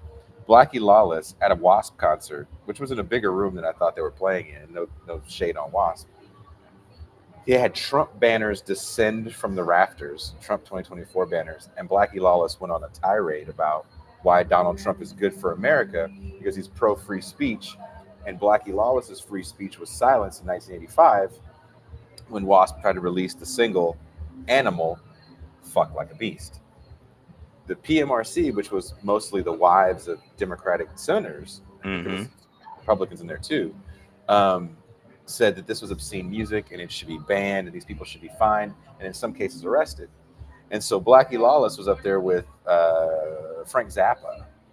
So in his mind, he sees it as I was on the side of righteousness and free speech, which is there's truth to that. But I think Blackie Lawless at best is like a libertarian and kind of always has been. And Donald Trump has positioned himself as such an anti-hero, as such the middle finger is so in the face of liberals, right? PMC liberals. Yeah. That even it's crazy that a guy like Blackie Lawless, and not to say that again, I've always thought he's a bit conservative, but to have Trump banners descend from the rafters in the middle of your show and then go on a pro-Trump tirade is insane. Yeah.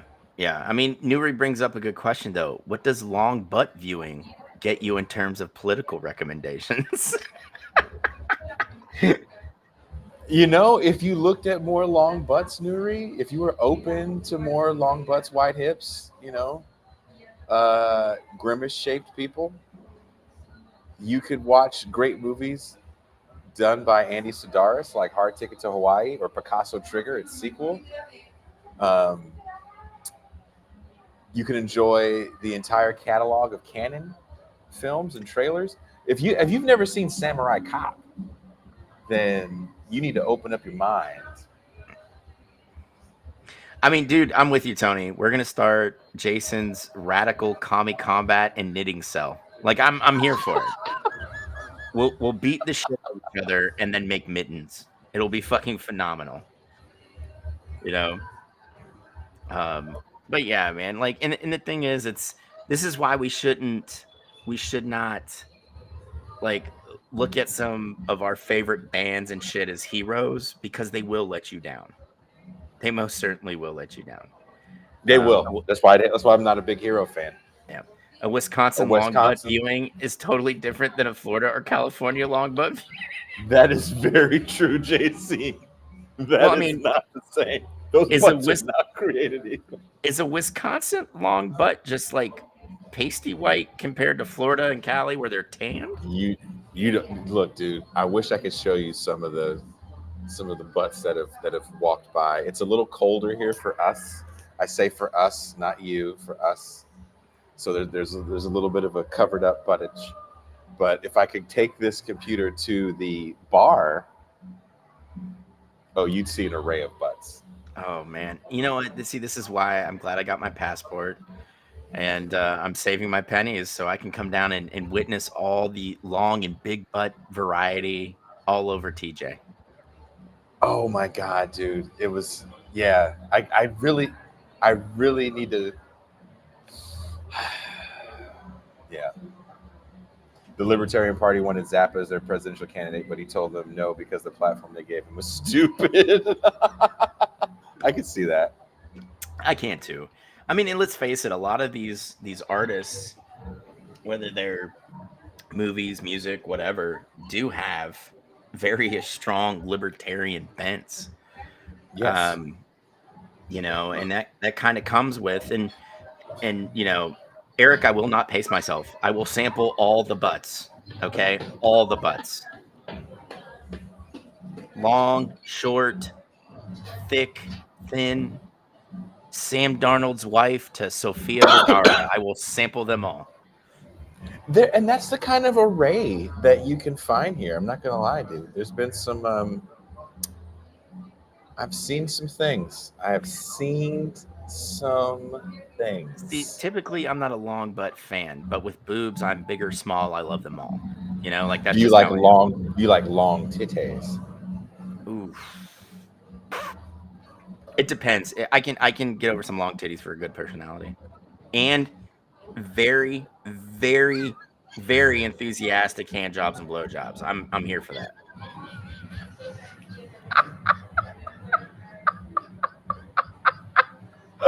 I sent Mac this video the other day. You mean this morning? Was it this morning? Was it like It was like 8 a.m. I just got to work. And I got a text message wait from Jason. And hold on, I'm gonna tell you what it said.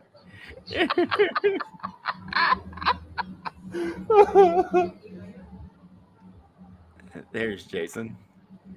Okay. Open up. Work with me here, laptop. Oh, you son of a bitch. All right, this is the message. I'm in the minority here, but let her out. Sadly, those kids are gone. Now there's a video attached to it, and there's just two little dickheads sitting at like a fucking turntable. And I'm like, why did he send me this video? And because I wasn't paying attention, I'm like, oh, but what about that woman behind him? And he goes, that's what I'm talking about, you know? And she let the cheeks out to breathe, you know? And it was that woman's titties for so long. I saw that thumbnail and I was like, this is the greatest thing in the world to wake up to. It was like 5:30 a.m. for me. Yeah, but that's what I had waiting for me from Jason when I got to work. That's what happens when you're my friend. When you're my friend and we do a show together, you might get a text message with. I'm okay with that because like at that point, I'm gonna play with the boobies a little, but I'm going face deep into the cheeks. Just get in there. Eat that thing like it's a 5-star meal. Just get in there. That's why I'm so scared for you to come here. You're like that girl's dog.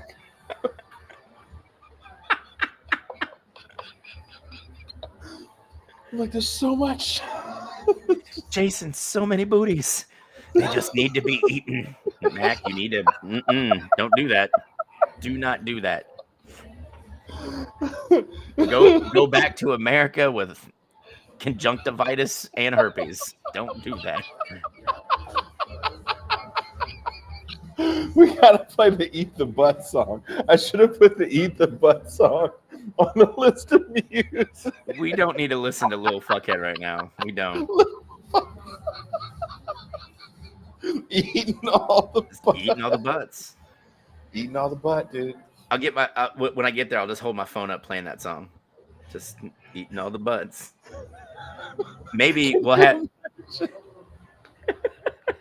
Can you imagine me, you, and Ben Burgess were just sitting at the bar and we request Little Fuckhead and we're like, well, ladies. Who's up?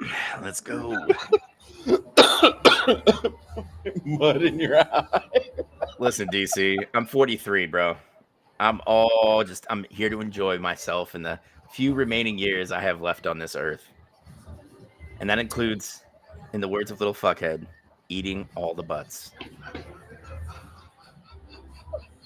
In the words of the great Little Fuckhead. You know? I'm still mad that there is a Little Fuckhead song in real life. Like I'm happy that we did I'm not mad at all. And let's face it, if a woman tells me no, I just turn into Kendrick, where I'm the biggest hater. I hate the way you walk. I hate the way you talk. You know?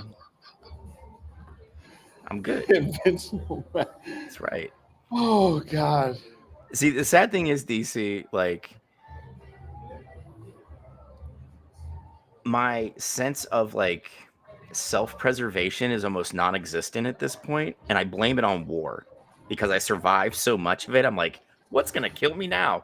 It'll probably be, like, liver failure or heart disease or, you know, any of the miracles, like, fucking 40. For me, it's just, like, it's not going to be a butt. What's going to kill you? It ain't going to be your ass. That's right. It's not going to be A-cup titties. It's not going to be a woman. Might have a heart attack while I'm in the middle of coitus. Absolutely. But I'm going to die having fun. You know? My self-esteem is so low I can't enjoy a blowjob at this point. What? Yeah, it's bad, dude. It's bad. All right, Jason, you're gonna start getting texts from me about like self-love and self-worth. I need to get like a positive affirmation every day. Bro, you do, because like if you can't enjoy a blowjob, there's something really wrong, because that's one of the Oh great. man. It's one of the great gifts Mormon God bestowed on us. Okay, right? Like that's all I'm saying. The nicknames you're getting right now. Teflon bottom feeder. It's my new favorite. That's right. Just slides right off, Virtuoso. Whoop, whoop.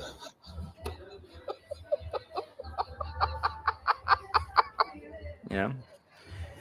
Hey, JC, that's perfect. Jason, you're worth it, black man. You're worth it. I need to have that white woman call me every day. Hey, black man. Mhm. Are you ready? Hey, King. Ooh, ooh. Oh, oh. Say it again. I'm gonna go from 6 to midnight. Let's go.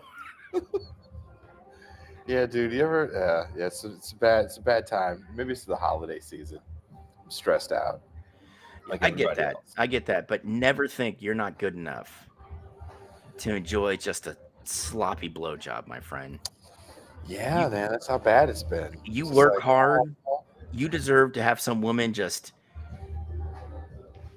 mine the shaft, cup the balls, and just go to town, my friend.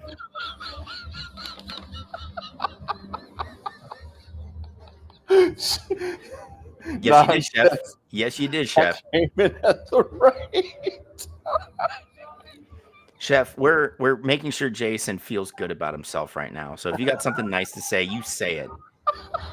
We called him king already. We told him you're worth it, black man. We told him he's a hardworking son of a bitch who deserves a sloppy blowjob. We're pumping him up today. That's right. JC, she swallows the gravy, minds the stepchildren, if you will. Maybe gargles your nuts a little bit. Just goes to town. She treats your dick like a Dairy Queen Blizzard, my friend. I wouldn't know what to do. I feel too bad. I'd be like, "What do you? Oh, it's too wonderful." Just like put her eye out. Like you just coat her. It's like our sound guy from the porn shoot. Just go on. Why? Why?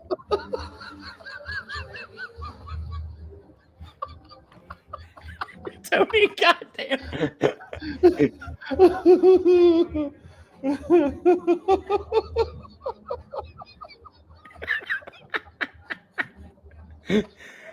Oh man. I mean, Jason. Oh my god. Oh god. You guys are hilarious. You are a catch, my friend. You cook. You're funny. You're erudite. You're fucking just a good-looking cat. You know. And on top of that, you make glasses work. All right. Crust Russ says mine's the stepchildren. Yeah, play with the balls. Mind the stepchildren. Okay, like come on, Crust. You've never heard that phrase before? Oh, Maybe just I'd never heard that phrase before. Well, yes, Dr. Smurfo, the Cavs are for real. Dr. Smurfo goes, well, so. Yeah. Yep.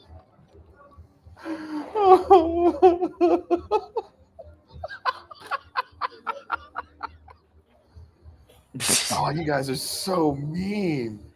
I mean, dude, Jason, the fact of the matter is, I'm afraid for you to meet anybody outside of the country because I have a feeling you're going to be like, Mac, you have Max, right? I'm going to be like, yeah. And you're going to be like, turn on 90 Day Fiance. And there you are.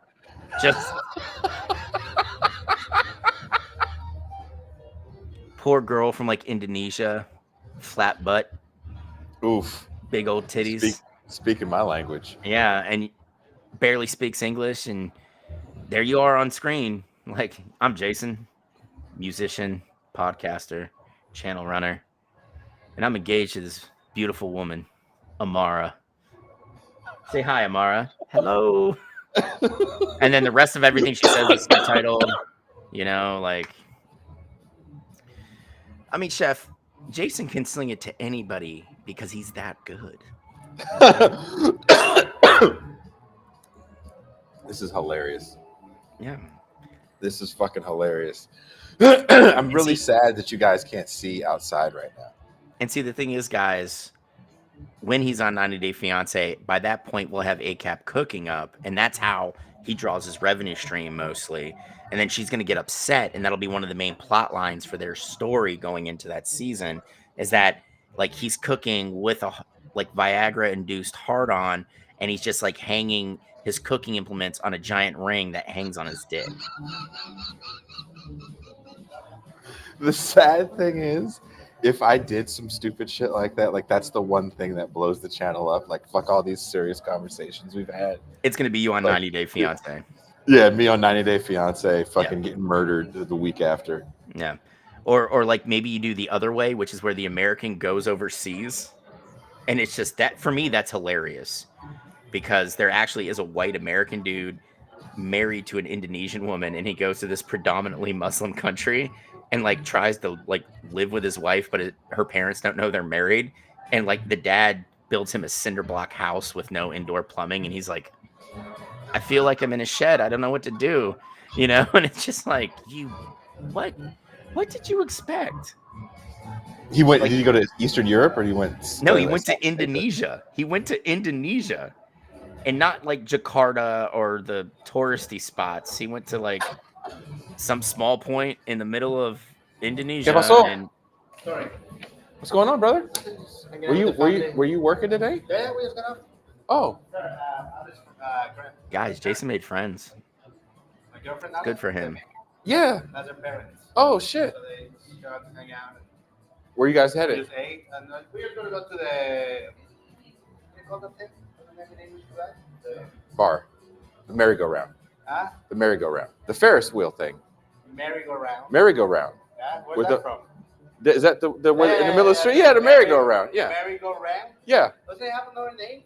No, it's a merry-go-round. I don't know. Merry like happy, like hey. Yeah, Not merry Christmas, like yeah. Merry Christmas. Yeah. Merry-go-round. What do you This call is it in what- Spanish?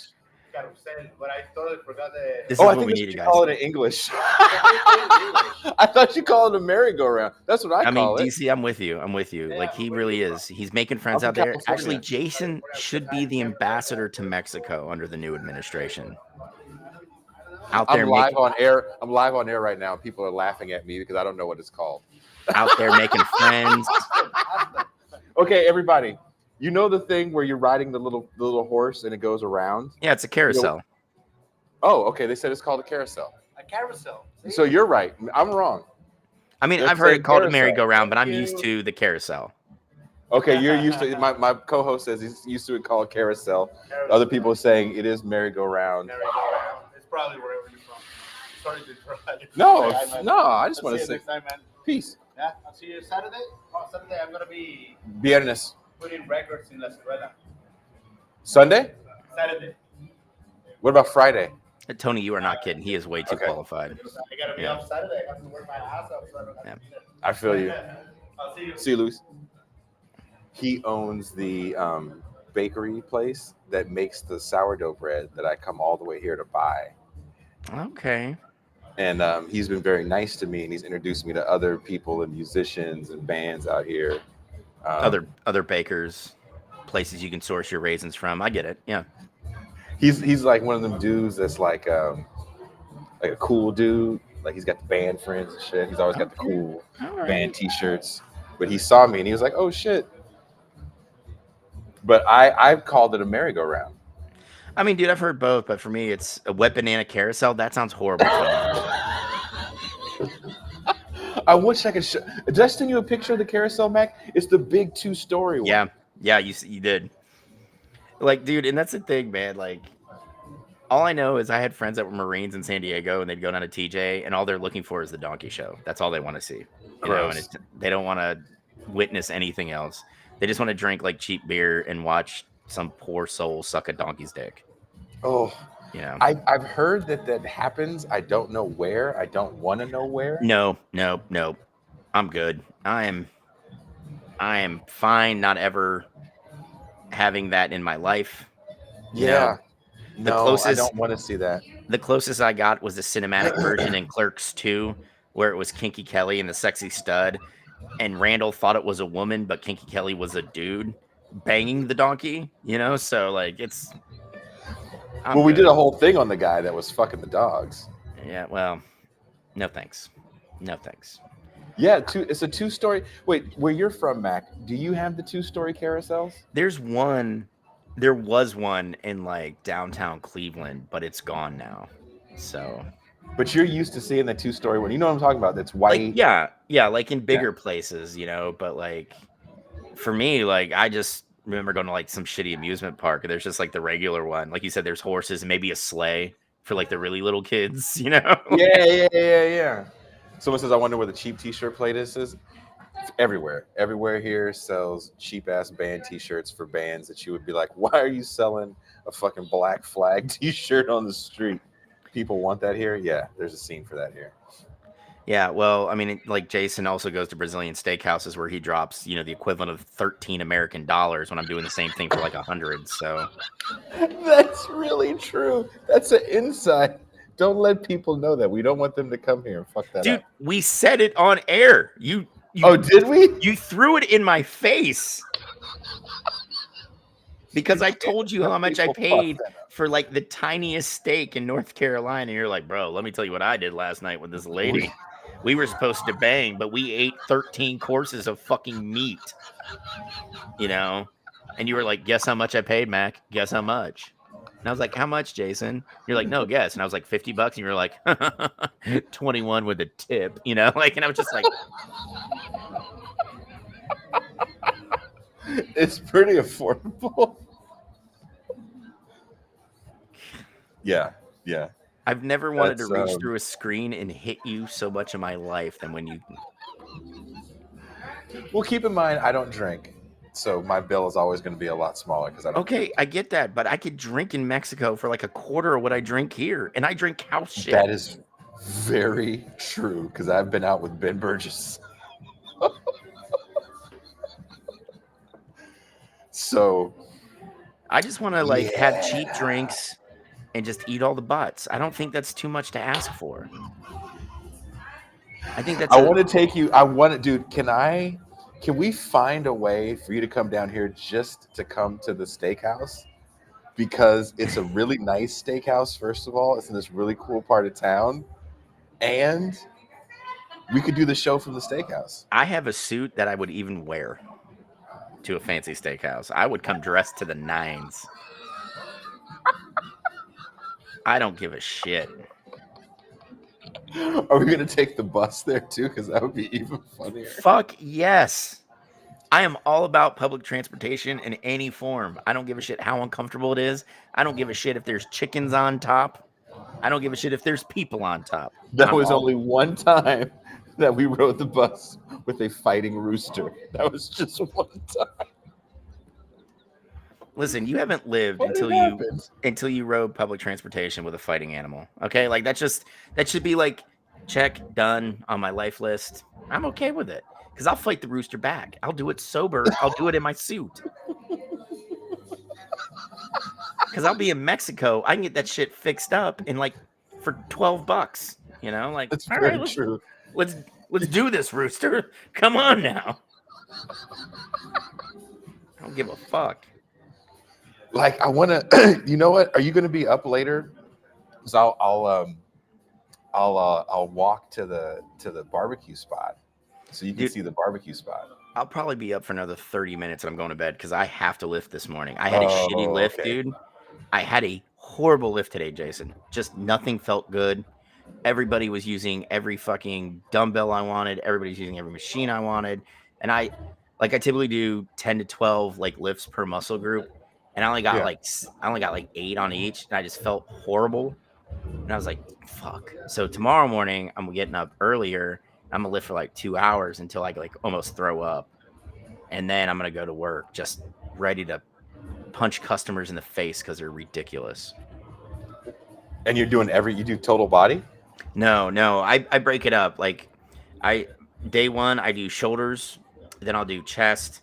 Then I'll do legs. And then I do back. And then I do arms. And then I'll have one day where... This is how the show blows up, dude. Yeah. You showing your workout routine. Yeah. And then on day 6, what I'll do is kind of like a light lift with sets of 15, 15, 10, 2 to 3 lifts per muscle group. And I'll do an hour of cardio typically like I'll do stairs for 30 minutes and then I'll run on a treadmill for 30. But like, I want dude, to hear what workouts you people do. Let's put in the comments what workouts you people do. I want to know what you guys are doing. I know there's a few people that watch the show that have sent me their home gyms and the workouts that they do, but I'm really interested in what people are doing to try to, fit into their skinny jeans in 2024. Yeah. Well, DC, I typically go like leave the house at 5:30, but tomorrow I'll probably leave at like 4:45. Just, and I have to be ready because Mercutio fucking called me out in chat on fucking Patreon, and now like I got to be ready to defend myself. Calling me a drink racist. What the fuck, man? Fuck you, Mercutio, not being here tonight for me to talk shit to. Nuri says he sits on his ass and does a sweet fuck all. I mean, I get it. But see, Nuri, it's cuffing season. I want to get cuffed until at least late May, and then he can set me free. But I want to have fun during the winter. Oh, just Mac a big ass just walk by. Oh man, that's what I need in my life. A big, just. It's big. I need it in the yoga pants too that accentuate the crack. I need wearing yoga pants. I said it. That was so rude. She is wearing yoga pants. You know what, JC? I really have thought about becoming a professional wrestler just because, I physically hate myself anyway. And, geez, you know what, Nuri? Fuck off. Fuck you, Nuri.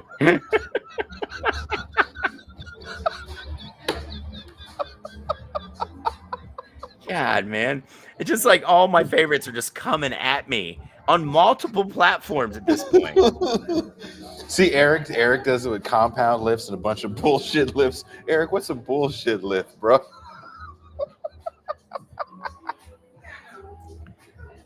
But serious, I would love to know what people do for their workouts. I think more people work out. We should be not ashamed to talk about working out. I'm shocked at the exercise to right wing pipeline that exists. It's nuts, man. It's fucking nuts. But what we all need to do is become a bunch of yoked lefties that know how to shoot and cook some food, and then we're gonna be fine. We're gonna be good. Okay, Eric, lat raises are some of my favorites because I've had 2 spinal surgeries. Like one of them was a fusion. So I have like kind of a bump where they fused 2 of my vertebrae. And now I'm just trying to get like monster lats to cover it up. Ooh, CrossFit. No, thank you. Ooh, tell your wife to be careful, Nuri. Every time I hear somebody does CrossFit, I'm like, ooh. That's the place where rotator cuffs and patellas go to die. CrossFit. That's the first thing I thought. Is like, and she's our age, so them knees is finna go. Them knees are kneeing right now. Knees is finna go. Just fucking you can cracking. Lose a shit ton of weight. You can lose a shit ton of weight, but oof, your knees is finna. I had some fuckstick I was in the army with that was like, "Hey man, you look like you put on weight." I'm like, "We all did when we got out." What's the whole point of this conversation? He's like, "I started taking Ozempic." I'm like, do you realize the health issues that are coming along with just I'm using it to lose weight? And he goes, "Why?" And I'm like, "Because it's a diabetes medication, you dumb fuck." Jesus Christ. But like, dude, he pays for it, Jason. He fucking pays for it. I'll do CrossFit. Dude, like if you can do an exercise correctly, you'll feel the muscles work the way they're supposed to. When you see that CrossFit shit, you're like, there's no way in the world that pull-up is doing anything for you other than just a cardio burn. Yeah. No, thank you, CrossFit. I'm good. Nope. All right. Well, look, it's late for Mac. And Jason's got more bus to look at. I am. I'm gonna take a very long walk. It's gonna be about 2.5 miles. I'm gonna walk to the outdoor food court called Telefonica, where there's a great barbecue place there. I'm gonna have some ribs that are actually really good. I really believe you living in a barbecue town, you'd be like, damn, these are really fucking good. Okay, ribs. first, North Carolina barbecue is ass. All they do. I'm not a fan. They overcook vinegar, protein yeah. and cover it in vinegar. No, thank you. Gross. Yeah. Yeah. Not a fan. Nope. But this place reminds me of Kansas City. See, I'll fuck with Kansas City, Texas, Kansas City, Memphis. I like Cleveland's. Memphis. Oof. Memphis. Cleveland's got a nascent barbecue scene because of Michael Simon, who his Mhm. sauce is based on mustard, which I thought would taste like shit. It doesn't. It's actually really, really good. Mhm. Um, but like when I went for the documentary, I went to the Tribeca TV Festival because we did the first like 2 episodes there, and then we had like a Q&A. And I didn't think anybody would be in the theater, Jason. There's like 300 people in it. I thought everybody would watch it and leave. They didn't. So like I'm on the stage in front of the screen, just dying for a cigarette, because I was still like chain smoking at the time. And I'm there for another 2.5 hours with people just like peppering me with questions. Steven Soderbergh is sitting 3 people away from me.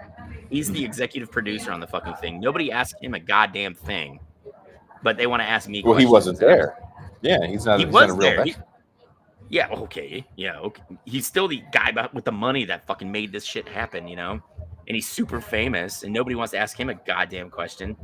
So we do this after party at this small Italian joint. They did like finger foods, and they put up an open bar for like the people involved. So like at like midnight, I'm hungry as fuck, right? Because I've been going since like 3 o'clock in the afternoon, and there's like this place down the road. Its original spot was in Brooklyn, but I was like, I'm not getting on a train to go to Brooklyn at midnight because I won't get back. And Yeah. they're like, dude, they have a spot down the like 2 blocks down. So I get in a taxi, I go 2 blocks down, I go in, and it's a barbecue joint, right? And they bring out these overcooked ribs, this fucking mac and cheese that was dry as shit. They pile like on a potato bun this pulled pork with this weird sauce that was like half vinegar, like half boo-boo, and it just all tasted bad. And I looked at my buddy I went with, and he's another infantry guy, and I was like, I am not paying for this shit. And he's like, no, don't. Stars is gonna pay for it, right? So like, he pulls out like literally a fucking MasterCard that has Stars Network on it, and he just swipes it, and I'm like, thank God, because dude, this platter was like fucking $68, and it tasted like hammered dog shit, right? Yeah. So I'm like, Yeah. I have to get out of here. So I get in a fucking cab and go back to my hotel, and I was staying at the Nomad off Broadway. Mhm. And if you went 1 block, like a real block, not a New York block, but a real fucking block, there was a small Irish bar called the Wolf Tone. And I was like, fuck it, dude. I'm still in my suit, but at this point, like my shirt's untucked, my jacket's undone. And I get in there, dude, and I swear to God, I sit down. They have $3 pints of Guinness in New York City. And you know who was sitting in the back? You know who was sitting in the back corner? Most Don't say Def. Soderbergh. Most Oh, Def. word. Yes. Word. And he came up to me, and keep in mind, I'm like one of like 3 white dudes, and we're all just sitting at the bar. And he comes up and he's like, why are you dressed so fancy being in this place? He's like, this is a fucking dive bar. And I'm like, well, I'm staying at a hotel down the road. Bro, he just kicked it for like 3 hours. Just fucking bullshit. Yeah. Right. And it was so fucking cool. And he's like, I know you're a fan. I'm like, yeah, because I was geeking out, dude. I was geeking out bad. And dude, he goes, bro, you're not going to ask for an autograph? I'm like, dude, you're here chilling with your friends. Like, how often do you get to do that? He's like, now I get to do it a lot because I got money and I ain't doing shit, so he signs a napkin for me, and I was like, bro, man, thank you. He's like, nah, man, you just fucking hang out, enjoy New York. It's fucking rad, dude. Eric, it was just Guinness. That's all it was. It was just Guinness, but it was an Irish bar. Like, it's literally called the Wolf Tone. No, he said, what is it still around though? Yeah, it's called the Wolf Tone, WOLFE space TONE. And he was a United Irishman who helped lead a rising in 1798 that did not go well, as most Irish rebellions typically didn't go well at the time. So, but yeah, it was a rad fucking place, man. And I got to meet Most Def, and I was like, dude, the next morning I woke up and I had to do like a bunch of interviews, and they're like, why are you so happy? And I'm like, fuck you guys. Nothing I can I hung out with most stuff. Yeah, like fuck you, man. It's great, Thank you, Prairie Fire. Says basketball is too smart of a sport. I need a stick. That's a hockey fan. That's what he is. He's a hockey fan. Or lacrosse. Or are you into field hockey, Prairie? Because that shit looks brutal as shit. Yes. Can you hear Bro, this mashup? Can you hear this mashup? There's a Jason, club next to me. that's what we need to get. Women who played field hockey. Oh, hell yeah. How do we get people that were in the lingerie league? I don't think that'd be that hard for us to find a couple players. You think so? I think it'd be harder than you think. I don't think so. I really want to hear what it was like in the lingerie league. Not even on some like big butt shit, but on some like serious like. Dude, I'll tell you what. League. Go ahead. Let me do some digging, and I'll reach out and see if we can't get a couple players on for fucking like an episode, so we can talk about like what the league was really like for like the holiday year-end show. Oh, dude, I got some ideas for me being placeholder host for you. I got some ideas, man. I got 2 serious ones and 1 funny one. So, oh, by the way, yeah, MT. Side note: MT has been working her magic behind the scenes. As she's not on air for a while, she's hitting up all these people for celebrity. Somebody got the celebrity host for the show while she forces me to take a break from air. As long as she gives me 1 day, I'm fine, because I'm reading a phenomenal book. I'll send you fucking like what it is, and I know the author, and he said that if he could work it in the schedule, he'd be willing to come on. So, oh, this is the nicest comment I've ever seen in my life. This is gonna make me cry all the way to barbecue place. Oh fuck, Virtuoso, thank you. It's because we're wholesome. It's because we're wholesome. Wait, what? Hold on. Before we go, buns and basketball? I hope that's not real. I hope it's not real. Is that a real thing? I've seen the fake butt soccer league. That's real. Virtuoso. A bunch of chicks with BBLs playing soccer. I've seen that. That's very real. I need real, not fake. If we're doing butts, I need a real butt. I don't need a fake butt. There's so many BBLs out here, dude, that don't make sense. You see some woman with legs, the flacas, how you say skinny ass legs, and just fat ass, hella big. Sweetheart, we know you don't do squats. Virtuoso says it's real. Oh, I know what I'm doing. I told you. I told you I saw the buns and soccer league thing, so I'm sure they have a. Yeah. Oh my gosh, it's on Instagram. You found.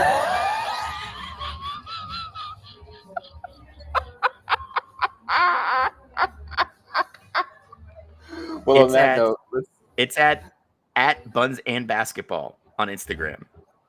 Thank God I don't have Instagram on my phone. Thank you guys for hanging out with Mac and I. I'll be back tomorrow night with Alex Herbert, where we're going to have the show, How Did Porn Help Trump Win? And I will say the title is a bit of a clickbait title, but it should be a fun show. I'll see you guys tomorrow, and we are out.